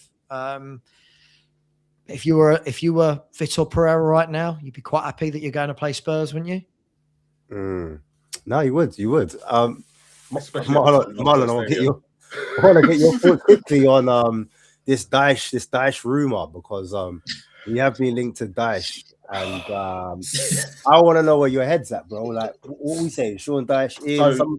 Some fans are saying get Dyche in, or does Tudor need more time? Does Tudor is 3 games? I think I've also said this last week. The manager doesn't matter who it is now. It doesn't matter. You could go and put Sean Dyche in. You could go and put Ange in. You probably could put Pep in at this present moment. These players have to get themselves out of this situation now. They're the ones who got themselves in it. They have to get us out of it. because they're the ones that are not playing. They're the ones who kind of said, if you go back to what they said last year, we only played in the Europa League because we didn't, we knew the league was over. Well, they've carried that on to this season. So for me, you can go, look, there's only 12, 13 fit players. I think a lot of people have said go play them in their positions, but I'm on the fact it doesn't matter if you play them in their positions or not, they're still going to go and lose because we've seen them play in their position this season and still get bad. There's a reason we've won 2 games at home this season. 2 games. When we had all our players fit and ready, we still only won 2 games at home. So it's only these players that are going to be able to get us out of this situation. Whether they're good enough or not, it's up to them now. They're the ones who got shots. I mean, I've said to Sava, like Van der Ven and Romero, they look like they've checked out. But then also, if you looked at our last game, he dropped Conor Gallagher from the start and Xavi Simons as well. So have they also checked out? It's not the fact. The problem is at the moment is there's something going on behind the scenes to the reason why these players are not playing. And like, I'm not saying they're any good, but when you can't make this is the whole point. When you can't make what I saw against Palace is players not being able to pass 2-yard passes to each other. That's not down to a manager. That is down to you and your ability. So for me right now, it's kind of like go and bring in Sean Dyche, because Sean Dyche, yes, he went into Nottingham Forest. Yes, he had a good point, but he hasn't got him out of trouble. They've gone and sacked him again. So he could come into Spurs. He's probably look, and as you lot all said at the beginning, Forest had a better squad than ours. So what's he going to do at Spurs? No, I hear it. Like, everyone says, they've got a better squad, but look, this is the better starting 11. Yeah, this is the run up. Like, if you look at Spurs' fixtures compared to Forest and West Ham, you'd say that there's an argument to say that we've got the easier run, but I do concede that if we're looking at performances at the moment, no way. Where's that next win coming from? I hear it, but in terms of difficulty, look, Forest, they've got to play Man City. West Ham have got to play Liverpool, Man City, Aston Villa, Brentford's not easy, Arsenal, Newcastle, I'd say is hard as well for West Ham. I'll tell you what's missing off this graphic. It'd be interesting to know what Leeds are doing. Because everyone kind of... Do you know what, Marlon? I know what Leeds are doing. Leeds, by the way, have got... they've got Burnley at home and Wolves at home to come. Yeah. Right.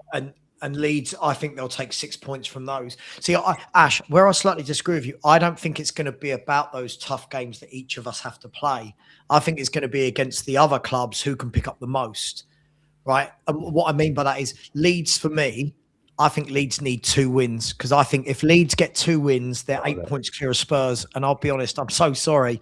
Call me negative. I've got us down for 7 more points the rest of the season. Who's this against, by the way? Well, this was me being... I did this earlier. This was me being super positive, Marlon.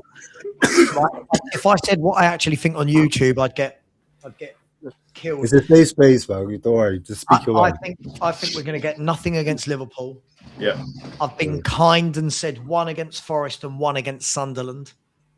I don't think we take anything. Sunderland away. Sunderland away, yeah. Yeah, wow. Ash, I don't even know if I believe what I'm saying. I'll be honest. I'm trying to find some point. Wolves. I think this is do you know what? This is now a tough game for everyone in the league, because there's no pressure on Wolves. They know they're down. They're just playing. They're just playing. I've got one point at Wolves, none at Villa, and then I've gone for the only win between now and the end of the season as Leeds United. Again, hope over expectation. None versus Chelsea and 1 versus Everton. And I think we end the season on 36 points and get relegated. I'd swap your... who was it you said you get? Sunderland. I'd probably swap your Sunderland for Villa. Okay. I think because the way Villa always have this terrible end to the season. By the way, Unai Emery's been linked away from Aston Villa. He's sick and tired that they're not spending enough money at the club. They're being hamstrung. Very interesting, because obviously Edu as well, he's lost his position at Forest. I'm just saying the rumours. I'm talking about the rumours. Emery's going to stand for Spurs. Vinay will bring in Edu. Yeah, he will do. Spurs, bringing Edu at Spurs. I just don't. Ash, it kills me to see the football club like this. Yeah, I just don't. I don't see a win. I genuinely can't see right now. And we know football can change. We might beat Liverpool 1-0. It hits somebody's arse and goes in the last minute after we've defended for 90 minutes. I don't know, but realistically, the way we are playing, I've never seen us this bad. I've never seen so much turmoil at one club. I've never seen, like, we're asking, fans want a new manager after 3 games. Let that sink in, right? For all of the embarrassing things that Spurs are a part of, we want a new manager after 3 games. You know that Lookman's about to score loads of goals past us in the next week because we didn't buy him. I genuinely don't know where. I want to be positive. I can't see where it's coming from. So wait, does anyone on the panel think we can get a result against Atletico? No. Oren? You shouldn't. And it would be great if Spurs didn't. If I want Atletico to beat Spurs so convincingly that there is not even a chance. Why? Because the Don't Premiership. you think that will galvanize the players a little bit if we Nah, even that, because if the players, the fans give them a bit of hope, because the fans need a bit of hope. I get that, but if that was the case, after Spurs beat Copenhagen or Dortmund, then they would have gone on to win. Yeah, Dortmund they didn't the game. Yeah. They didn't, and basically, if those players turn up against Atletico and get a draw, they'd be like, "We're going to prioritize that. We're not going to give our all." It happened last season because, player down to injuries and stuff, and I think they were safe. But this is not last season. This is worse than last season because Spurs are not safe. It could be potentially by the start of next week, Spurs are in the relegation zone. If West Ham win, and West Ham have never had a club like Spurs to go after, that's given them extra motivation now. The fans are singing, "We're coming for you, Spurs. We're coming for you." Do you think like the fans' mentality is an issue? Because I remember when Everton were going down and they weren't happy with their board and they kind of unified, protested hard. I remember their streets was paved with blue and they managed to keep their team up. And they were like, there's no way we can go down to championship. Yeah, but they supported their players, Ash. That was the problem. And the problem is we're booing them every week. So yeah, I don't like the booing. I don't think the booing helps anybody. No, it doesn't help anybody now. It's and this is where I do agree with you, because we have, like I said earlier, these players are the only people that are going to get us out of this situation. You might be frustrated with the board. You might be frustrated with what's going on off the pitch. You might be frustrated going to, you've only seen 2 wins this season at the Tottenham Hotspur Stadium. But if you keep booing these players, all they're going to be is like, fuck it, I'm not going to turn up to this game today. Who cares? You're absolutely right, Marlon. The 2 matches, New York, Fulham, and the Crystal Palace, the fans are trying. They're coming in, they're singing, they're doing their best, and then the players don't live up and they let them down. It's not like the fans are booing these players from the off. They're booing them after second half, or, like even, against Fulham, at one point you can hear the Spurs fans going, "Come on, you Spurs, you're trying their best." So the fans are trying. It's just that these players are not responding. And the issue with these players is their mentality. It's like as soon as something bad happens, they just capitulate. There's no togetherness. Like, okay, the goal down. Okay, let's come together. Let's be compact. Let's just play ugly. Let's beat the ball long. Let's just clear everything. No, they just completely fell apart. And for the second this season, and I said it like, I can't remember the last game I said it. Every time you watch Spurs play, it's like they've just got a text that morning to say you're in the squad. And it's like, have you got your boots? Because we need you. Whatever they're doing in the training paddock isn't transferring onto the training or into the football pitch. And it's weird. It's like watching a group of 11 players just, I don't know what you're going to do. And it's a simple can't pass and move. Like Archie Gray has got slated, but when he does a simple thing of pass the ball and runs after, you're like, okay, why is a 19-year-old doing this? And yet someone who's more experienced isn't doing it. And it's a kid. I mean, Till was, everyone said Till was good, but all he was doing is running. So it's gone to the stage where these players aren't even running for each other, moving for each other, because, like you said, again, when I text you against Fulham, they don't trust each other. So whatever's happening in that, frustrated as us. Don't you think these players are as frustrated as us? Like every single week is a different 11, a different formation, different set of injuries, different set of suspensions. They're seeing, let's be fair, in the last 5 games, they've seen both their captains let us down and cause suspensions. They've seen the club sell players and not replace them. Like, you know, listen, I'm the first one to say I don't think these players are good at all as a collective. We've bought poorly. We've not got square pegs in square holes. Right now, we've got no wingers. We've got no real fullbacks. No ball playing midfielder. I think our strikers are championship level.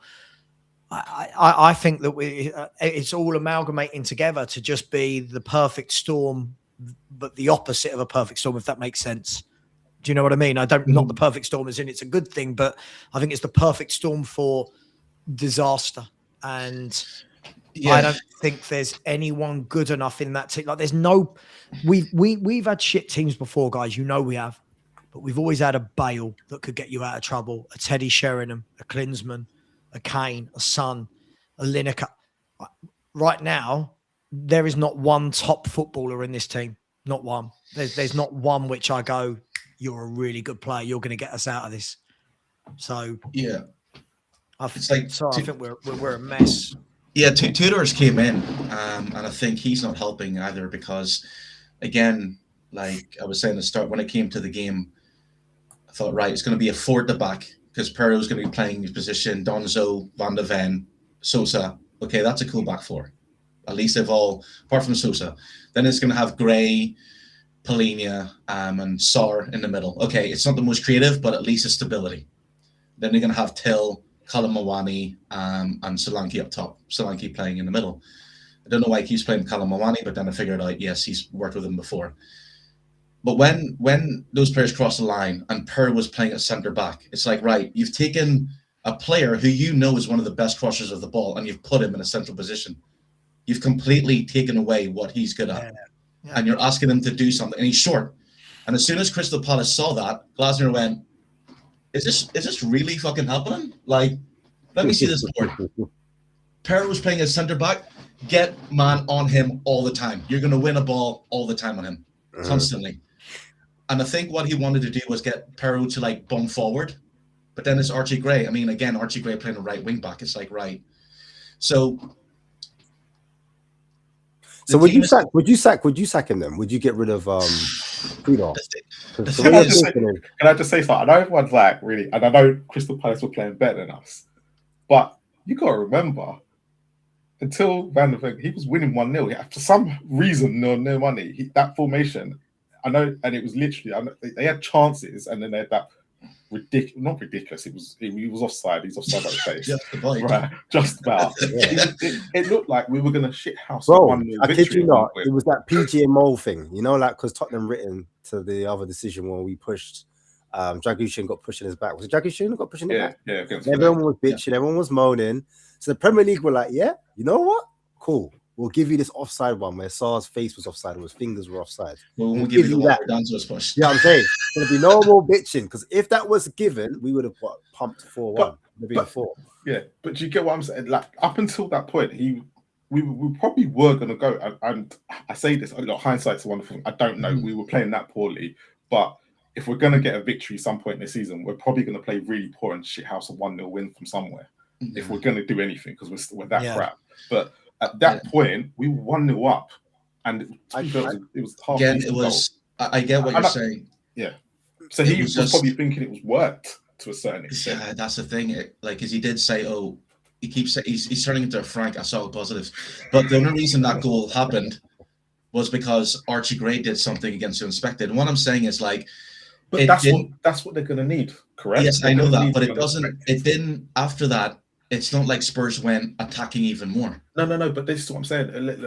Like it's not like we were going to get it any better. But at that point, he was 1-0 up, and Palace. Okay, admittedly, if Sar goes through and scores, then it's 1-1. I think Marlon, it was so much against the run of play. I mean, if you look at, I think it was after the first 20 or 25 minutes, Palace had like 84% possession, and it was just like it was Adam Walton. It was madness, but they'd done their homework, right? Like you could see in the first 10 minutes, get the ball to Munoz out wide, you're going to have joy, right? You can get the ball down the Spurs flanks, and look, I'll be honest, guys, I'm not a fan of a back three unless you actually play a back three. Do you know what I mean? So like if you are an Inter Milan or an AC Milan who play that way week in, week out and buy for that formation. But I'm not a fan of just suddenly going, oh, why don't we try a back three? Because we don't have good wing backs and we don't have centre backs that can bring the ball out and play. So for me, listen, I've said after the Frank sacking, I'm not going to make any judgments on Igor Tudor, right? There were plenty of Spurs fans that said anyone but Frank, and they're now getting their wish, Marlon. They're getting their wish of anyone but Frank, and we're actually seeing that we're getting worse. And it's embarrassing, but I don't know. Redknapp, Sherwood, the names that are being touted about. Is it too late? Can you put feel-good factor into a team that has no wingers fit, that has no? Do you know what? I don't know. Like, what can you? I don't know, lads. I think we're done. The formation, I think the formation that's there to be played, whether it's agreed with or not, is 4 in the back, a diamond, and a 2 striker up top. They don't have wingers, that's fine. But if you have, say, Palhinha at the base, because we know Palhinha is a destroyer, he can quite capably do that. You have your box-to-box midfielders in Colin Gallagher or Sarr, then you have Xavi as a number 10, then you have Solanke and Richarlison, whoever. You know, if you have that structure and go, right, we don't have passers of the ball, but we can get the ball to Palhinha, who can get the ball to Conor Gallagher or Sarr, he can then get the ball to, or if they hit the ball up top, at least there's going to be Xavi making runs off it. Get the ball out wide for crosses. So that's the tactics there. It's like, but I think Tudor is going, it's bizarre because, again, what we're seeing is there's no pass and move. There's no little triangles. There's no bounce. There's no, players absolutely have no idea where they have to be. And it's kind of like, right, you know, and then when he even made the substitutions, he brought Basuma on and played Gallagher on the left again. Yeah, but don't you think half the problem is that we're not seeing that because we don't buy those players. If you think about it, all the players that normally play these little pretty triangles are the Kulus and the Madisons and the Kuduses. Mm-hmm. When you look at that team right now, I'm not expecting Papa Sarr, who's one of the worst footballers I've ever, brilliant athlete, terrible football. I'm not expecting Papa Sarr and Basuma and do you know what I mean? I'm not expecting Paulinho and Tell, and I'm not expecting that from those players. And that's half the problem, right? Is that from last season, and I think this is getting overlooked by a lot of people. We've lost up until Solanke came back. So Solanke missed the first 5 months of the season, if I'm not wrong. Yeah. Right. So between Son, Kulu, Madison, and Solanke last year, they got 89 GA. And you think for the first 5 months of this season, you've got no Kulu, no Madison, Son's been sold and not replaced, and Solanke was injured for 5 months. And we didn't buy goals. We didn't buy creativity. We just didn't replace it. And that, for me, this has been my opinion all season. I'm not going to change it now. It might be an unpopular one. I'm not surprised by how bad we are. I'm not surprised by how badly we're playing because we need the Kulus, we need the Madisons, we need the technical. I'm going to sound like a 12-year-old here. We need the ballers. We need do you know what I mean? We need the people that want the ball in tight situations and are happy. And just before I go, Ash, because I've really got to go. I told the wife an hour, and here I am 2 hours later. Sorry, wife. No. Yeah. This for me is why I think there are a lot of people that were really having a pop at someone like Mohamed Kudus, right? He's greedy. He does this. What we wouldn't give to have a Mohamed Kudus right now, somebody who gets you up the pitch, holds onto the ball, draws fouls, allows others to come and join in.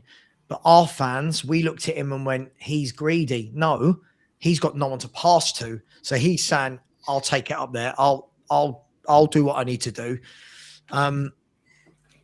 I listen. I'll apologize to Kudos because that was in October and November. It's there. The videos are there. I'm not going to sit there and lie. I was one of them, but right now I'd love him. We need players that can hold on to a football, and this is the big thing for me when I look at that team all over. With who's fit now, I don't mean with injured players. With who's fit now, there's no technical ball players. There's no one that can dictate a tempo of a game. There's no one with that vision to get the ball and say, I've scanned the pitch, I'm going to play a nice 25, 30 up. Now, Simmons has got bits in him. But again, what a difficult season for Xavi Simons to come into his first year in the Premier League, pulled from pillar to post. But do you see what I'm saying? We need some technical ability. Do you think Kudus will be here next season? Do you think he will want to move? Not if we go down. No, if we don't. I know Xavi won't be here. But do you think how many players do you think next season? Imagine we stay up. 17 will go. Imagine we do stay up. Like, how many of those players stay up? Stay? Oh, yeah. Imagine if we because there's a lot of players being linked away, but out of the players that we kind of think are good enough, how many of those will be like looking at their agents and vying for a move, seeing if they can get an offer? I think the difficulty with this, Ash, is we don't know who the manager's going to be. So, if all I want for Spurs to do is get a manager and a new director of football that are on the same page. That's all I want. Then the board can turn around and go, right, here, give them 5 years. They're going to implement a football philosophy. I think if we see something like that, certain players that might be thinking of leaving might go, oh, actually, I like this plan, or I like playing for this guy. But there's no way I'd let Kudus. If we stay up, there's no way I think you let players like Mohamed Kudus go. No. There's no way. The play, even as Xavi Simons, I think under the right manager with a ball-playing midfielder behind him, and you think Xavi Simons is a playmaker. What does a number 10 want? Sorry about my life. What does a number 10 want? He wants two wide men, right, that he can play off, a ball-playing midfielder that gets him the ball, and a striker that can hold him up and link him into the game.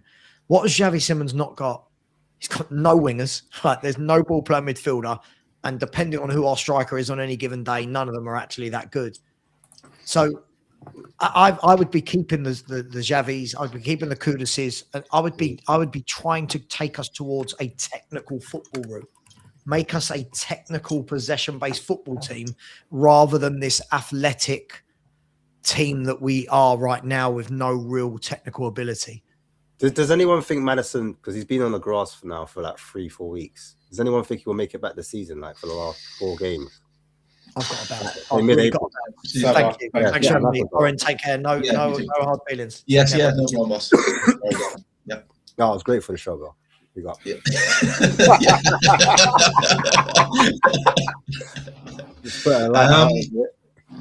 The thing is, it's like, even if Maddison comes back, I've never seen Spurs players play like they have absolutely no idea where each other are. Not even making good passes, trying to make runs and not passing the ball, making indecisions. And again, it's because none of those players have been built for handling the pressure. And even if Maddison comes back, what realistically can he might lift the team, but it's one player you're talking about here, and where does he play? And even with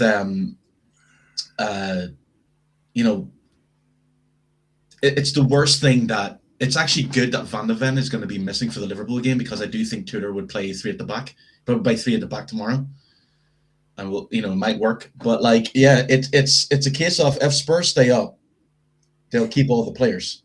I know the likes of Romero wants to leave, but he signed a 4-year contract. Van de Ven still got 2 years on his contract left? 3 years. So it's kind of like the agents can go, our players want to move, and Spurs say, hey, no problem, 80 million, 100 million. They play hardball, that kind of way. So but there's something. The only issue you got with that is, so let's say Van de Ven at the moment, his value's dropping like anything right now.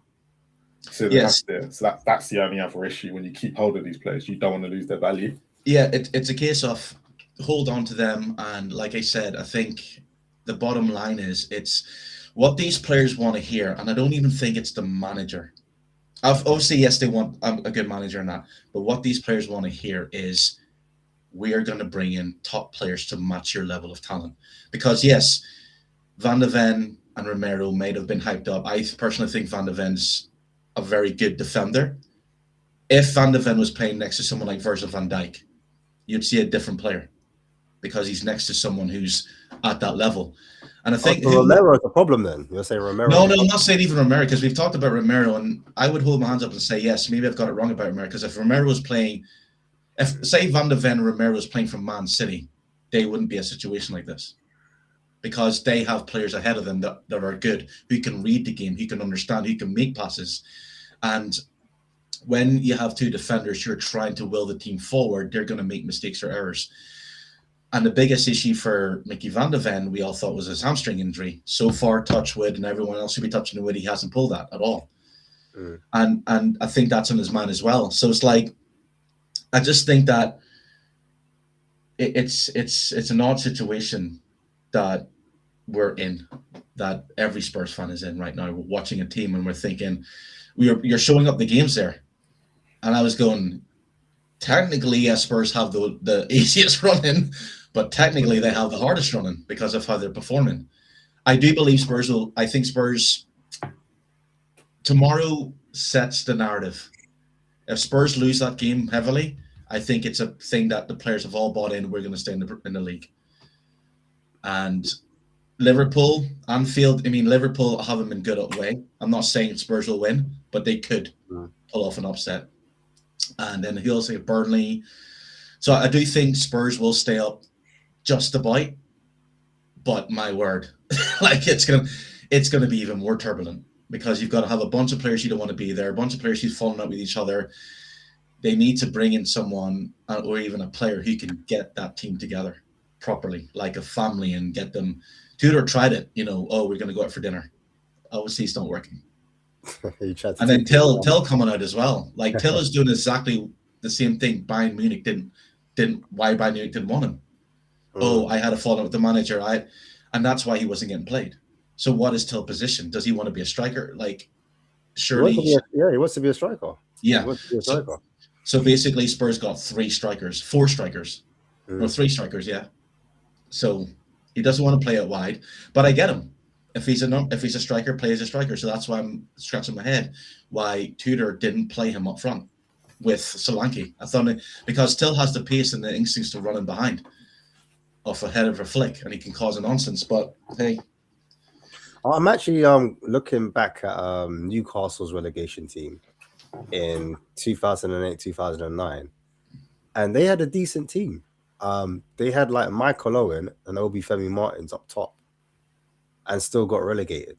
They also had in midfield, they had Nicky Butt, Joey Barton, debatable, Alan Smith, Gutierrez, Damien Duff, and Jeremy at the time. And then in goal, they had Tim Krul, or they had Fraser Foster. That's crazy.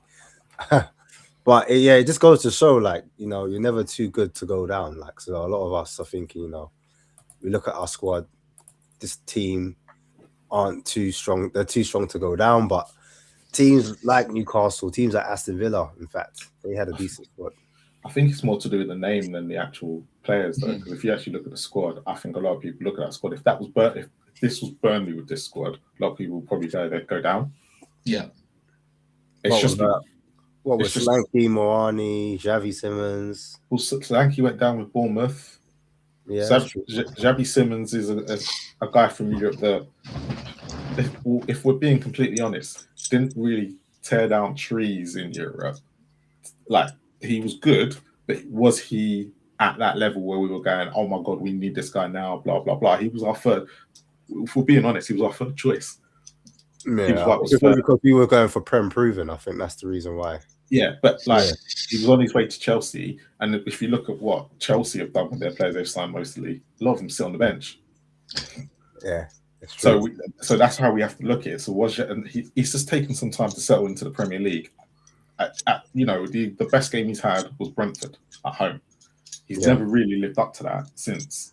And to be fair, he was good against Dortmund, if I remember correctly as well. Yeah, Dortmund and Brentford best games. Yeah, that he's had. So again, because he hasn't really been on form this season, you look at the rest. Like, who else is there? Like, Kudos. West Ham was struggling last year with him. So it's not like he's going to come in and change the direction. And the bit that's hit us hard is Maddison and Kulusevski. Yeah. Now, for me, in my head, I'm going, if we were to go down, those are the two that no one will come in for in the summer because of their injury records. And maybe they're the two that would, because of their quality, would be able to bring us back up. Because no one's going to sign Cooley. No one's going to take that chance. Yeah. He still thinks he's going to make the World Cup, which is crazy. No, trust me. You know, at half time, he was like in the actual dressing room, not the dressing room, but he was outside, you know, like the tunnel, the walkway, and he's trying to G up the players. But yeah, he's so far away, like his knee is like cardboard, like it's like literally like cream cracker. It's finished, it's over. Yeah, that's the thing as well, like, because you know, it seems that Spurs have, when we go to recruitment and just, you know, because I would sit back and go, right, let's have a look at the player, like a ball playing midfielder, that was meant to be Bentancur. That changed. He got injured. You know, he was bought in to be that, and he did it. He started off with spraying balls over the place. That just went after a while. And it's just a case of, like I said, if Spurs stay up, they need, like, Enoch, it's weird. It's kind of like, what players do you get rid of? Do you go full blow Chelsea and just, you know, you have players, young players to come back as well, which is, you know. Well, they did say Vicario's looking for, they're looking to sell him because they're looking to get. That's the thing. It's going to be. And Porro as well. Vicario and Porro. Those are the two players that have come up. Like Romero, they tried to say that it might be best if we part ways for both. It might be best for both parties because obviously he's calling out the board.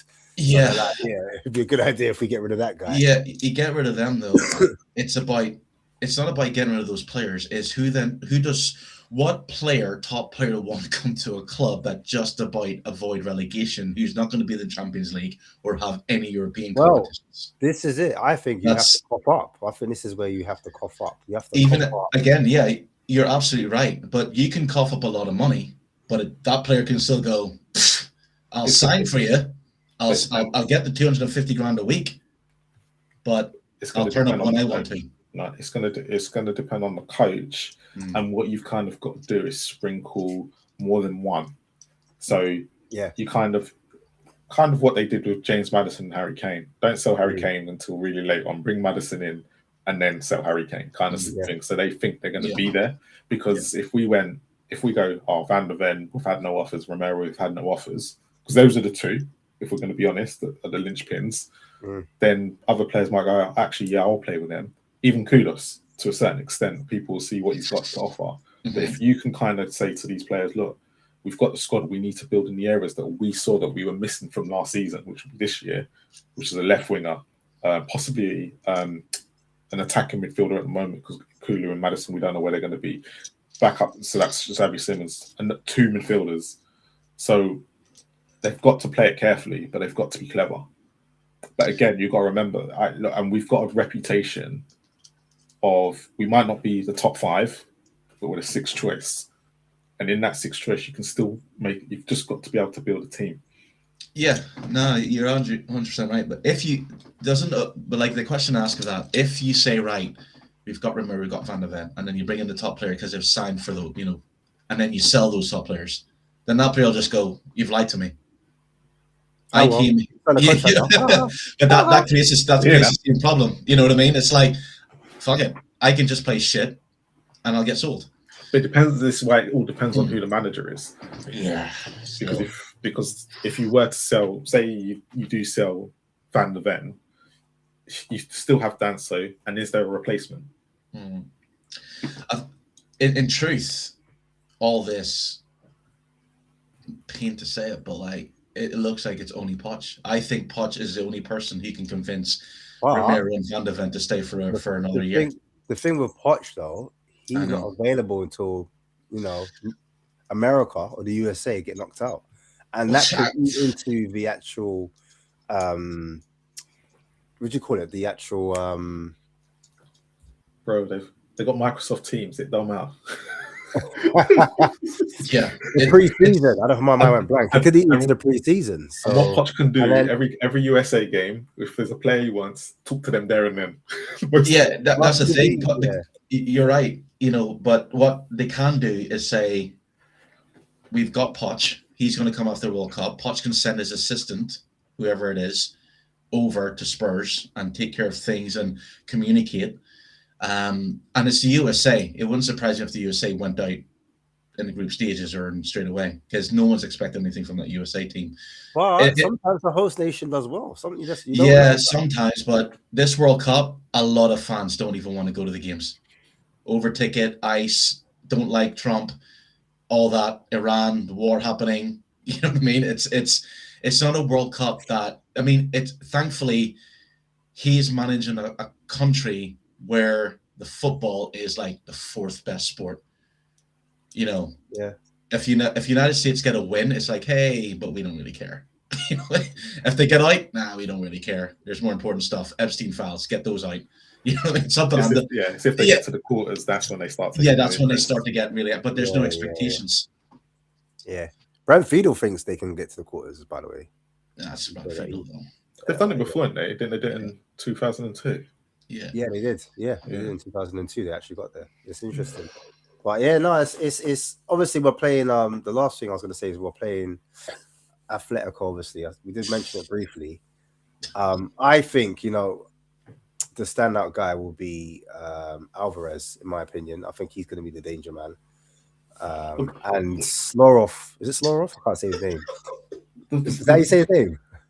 Slorov. Yeah, sorry. Yeah, I think he's going to be another problem. Do you know what I mean? I think he's another guy to look out for. He's having a great team of film. We're just going to be a problem. It's going to be a problem. You know what? There's something in the back of my mind saying, no. After everything that's fucking happened this season, especially in the Champions League, you would, and I get what Simeone said. I did find it funny. I did find it hilarious. But he did say we did finish fourth and they had to qualify. Like this team, he's showing respect, isn't it? He's like, well, I'm not going to take them lightly. That's what I think he's doing. Because it's a psychological thing as well. He doesn't know what Tottenham team are going to turn up tomorrow. And if we're all being honest, nor do we.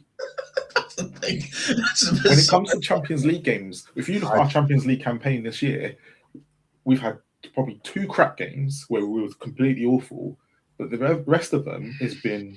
Yeah, but the opposition though, I'm like, nah. Yeah, but everyone thought Dortmund. Dortmund was the game we should have been battered. Like, if there's any team that should have taken us to pieces, considering where we were and considering how their season has gone. I know people don't take Bundesliga seriously, but that was the game that you're going. Yeah, of course. Even PSG, I know Spurs lost, but they were expected to be beaten comfortably. Yeah. There's just, I don't know. In the back of my head, you're absolutely right, Marlon. I have a feeling, I had this vision that I'll be texting you tomorrow, Spurs will be 2-0 up, and I'll be going, what the fuck is going on? It wouldn't be just be, it would be everybody would be just like, it would just be what is going on? Like, how is a team, and it's just like these players seem to step up in the Champions League for some weird reason. It must be the European thing from carrying on from last year, last season. And even like we finished 4th. I know a lot of people say the opposition that we had, but you've still got to beat them. No, that's the thing. When Spurs got in the Champions League last season, the narrative was they won't even make it. They'll be knocked out the first time. That was a narrative. That was unfair. It wasn't right, and that club won't even make it to even the quarterfinals or the playoffs. Spurs finished 4th. You know what I mean? It's kind of like. We should get in all seriousness, on paper, we should get smashed. We should absolutely on paper. Yes. That's more like it, lads. Thank you. No, but that's the thing. It's a but. Yeah, but this is the first. Like, if this was any other season, if we were doing well, if this was any other season, I'd sit there and be like, yeah, we're gone, we're finished with this, that, and the other. But just the way the season has panned out, it's just the whole thing is just crazy. Like, I'm not saying, like, even if Spurs get a 1-0 or even a draw, because everyone is expecting Spurs to lose, and I personally want that so they get the Premiership. But even a draw, and that's the thing, coming back to Tottenham Hotspur Stadium, it's all to play for, and they'll have players. Ash, the question I asked for you: would you be surprised tomorrow if Spurs were 2-0 up at halftime? Yes, I would. Yeah, I would. Yeah. Why? Because we haven't played an opponent of this level of Atletico's ability, in my opinion. So that's you don't think Dortmund were at that level? Not at Atletico's level. I mean, they were going into it with great form. I'll admit that. But I just off recent performances, I'm just going off form for us and from them. Atletico is the one team I thought, that's gonna be a tough game if we get them, and we got them. So I'm just not as optimistic. No. In terms of, I am fully expecting. I want Atletico Madrid to beat Spurs. I absolutely do. No, I want Spurs to win. I want us to go all the way. I think it'll be hilarious. But that's what I'm saying, though. Like, it's weird because there's a chance that.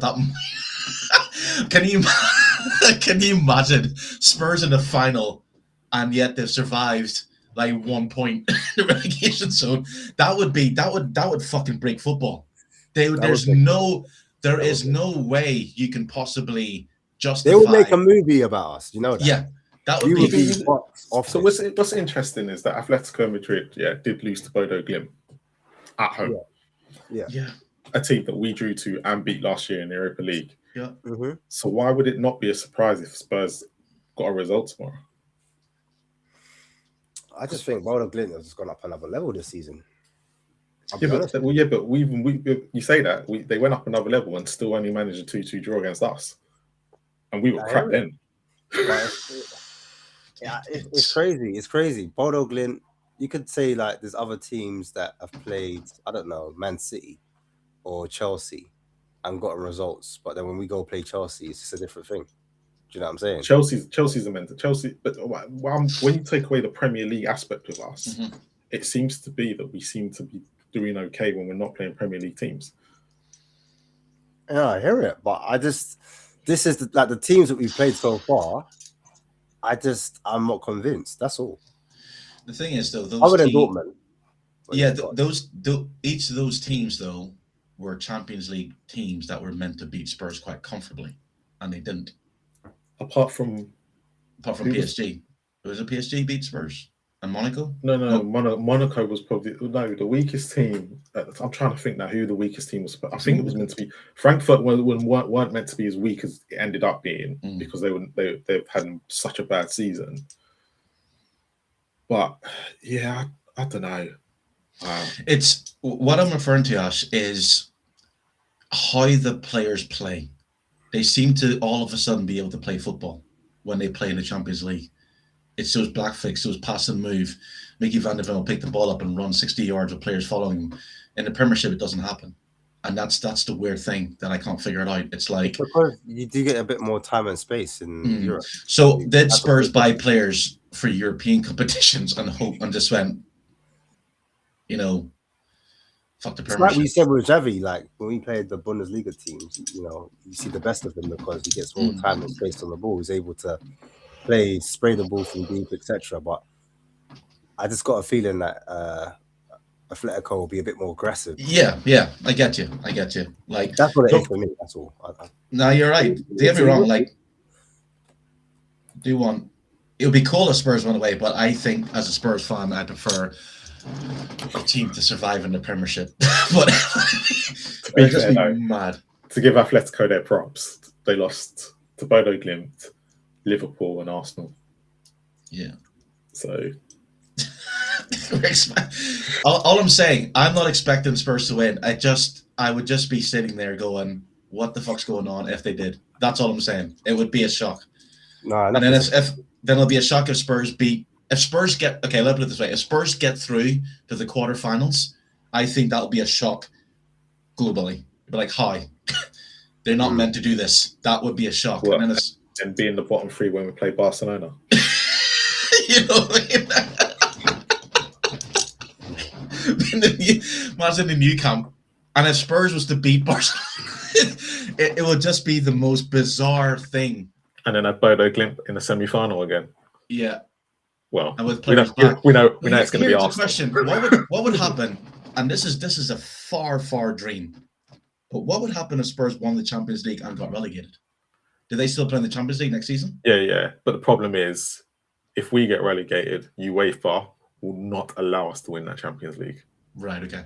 Fair enough. There'll be no way in hell that UEFA they will somehow fix it that we're not. Yeah, fair enough. Because it'd just be too embarrassing for them. Yeah. Yeah. Right, I agree. We'd have to, the only way we're getting to the final, and I know I'm saying this, and that's playing Barcelona, is if we don't play an English team,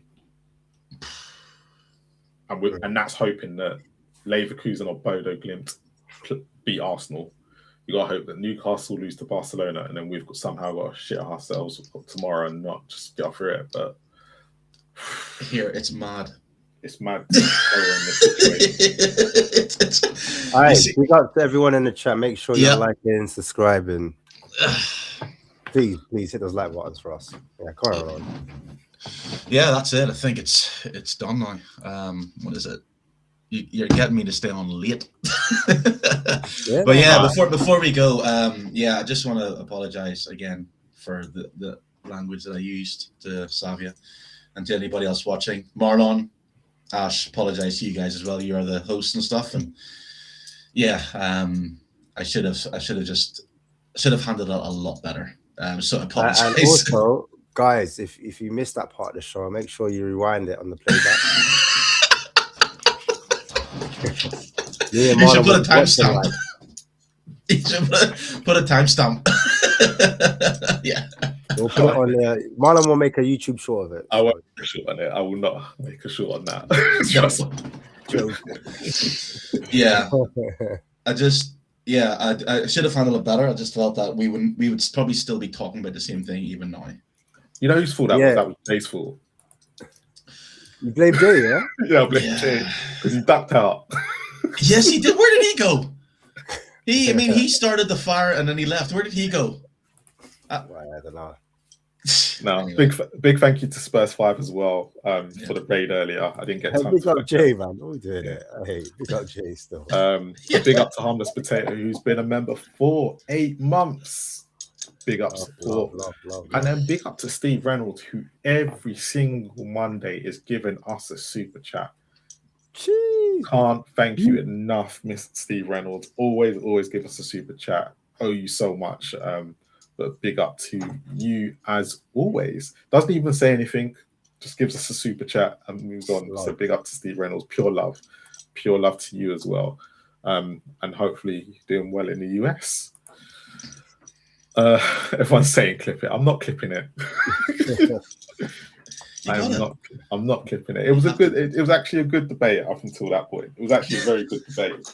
But look, I think where we're all at the moment, especially look, Sava's been doing a stream all day. He's been streaming for 5 hours. And he said to me, and I wasn't expecting him to come on, I'll be honest. I wasn't expecting that he came on anyway. So and he's tired as well. So big up to Sava, big up to Jay for internet issues as per usual. Big up to the guests that never came on. You guys are the guests that never come on. Yeah. Look, we're back next Monday. And look, I'm just going to sit there and say this now so everybody knows. Yeah. Even if we are relegated, this show will keep going. Yeah. We're not giving up. Yeah. Right? We don't need to be on no top 6 shows. The rival show might change. The show will stay the same. Ash will have to start searching in the championship, but we are here. Big up to everyone. Please make sure you subscribe and comment. Make sure you hit the rival show on Wednesday. Ash, any final words, mate? No, man, just like up the damn thing, like up the damn stream, and we'll see what goes on. Champions League. Let's see if you guys are right. I'm here for it. Liverpool's. We'll be back on Monday to talk about Liverpool. Yes. I don't even think we'll talk about the Atletico game. But no, we won't talk about that. We could be 6-0 up. We won't talk about it.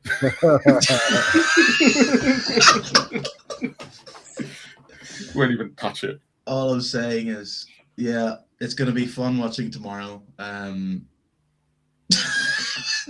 Marlon be expected to get a couple of Spurs are winning. Like, what the fuck? It's like watching The Office. Like Jim's like, what is going on?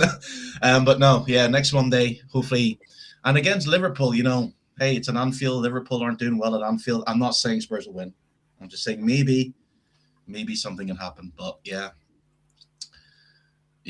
I don't know. I don't know. I just think Spurs will get something tomorrow against Atletico. It's going to be bizarre. But yeah. Yeah. Big up to everyone who stayed late. And Monday comes and we'll talk about another great performance by Spurs. At least we're being consistent. Been consistent for the last 2 years. So not the right way, but yeah. Right. As always, like, subscribe, and comment. Yeah. And as always, love. Yes.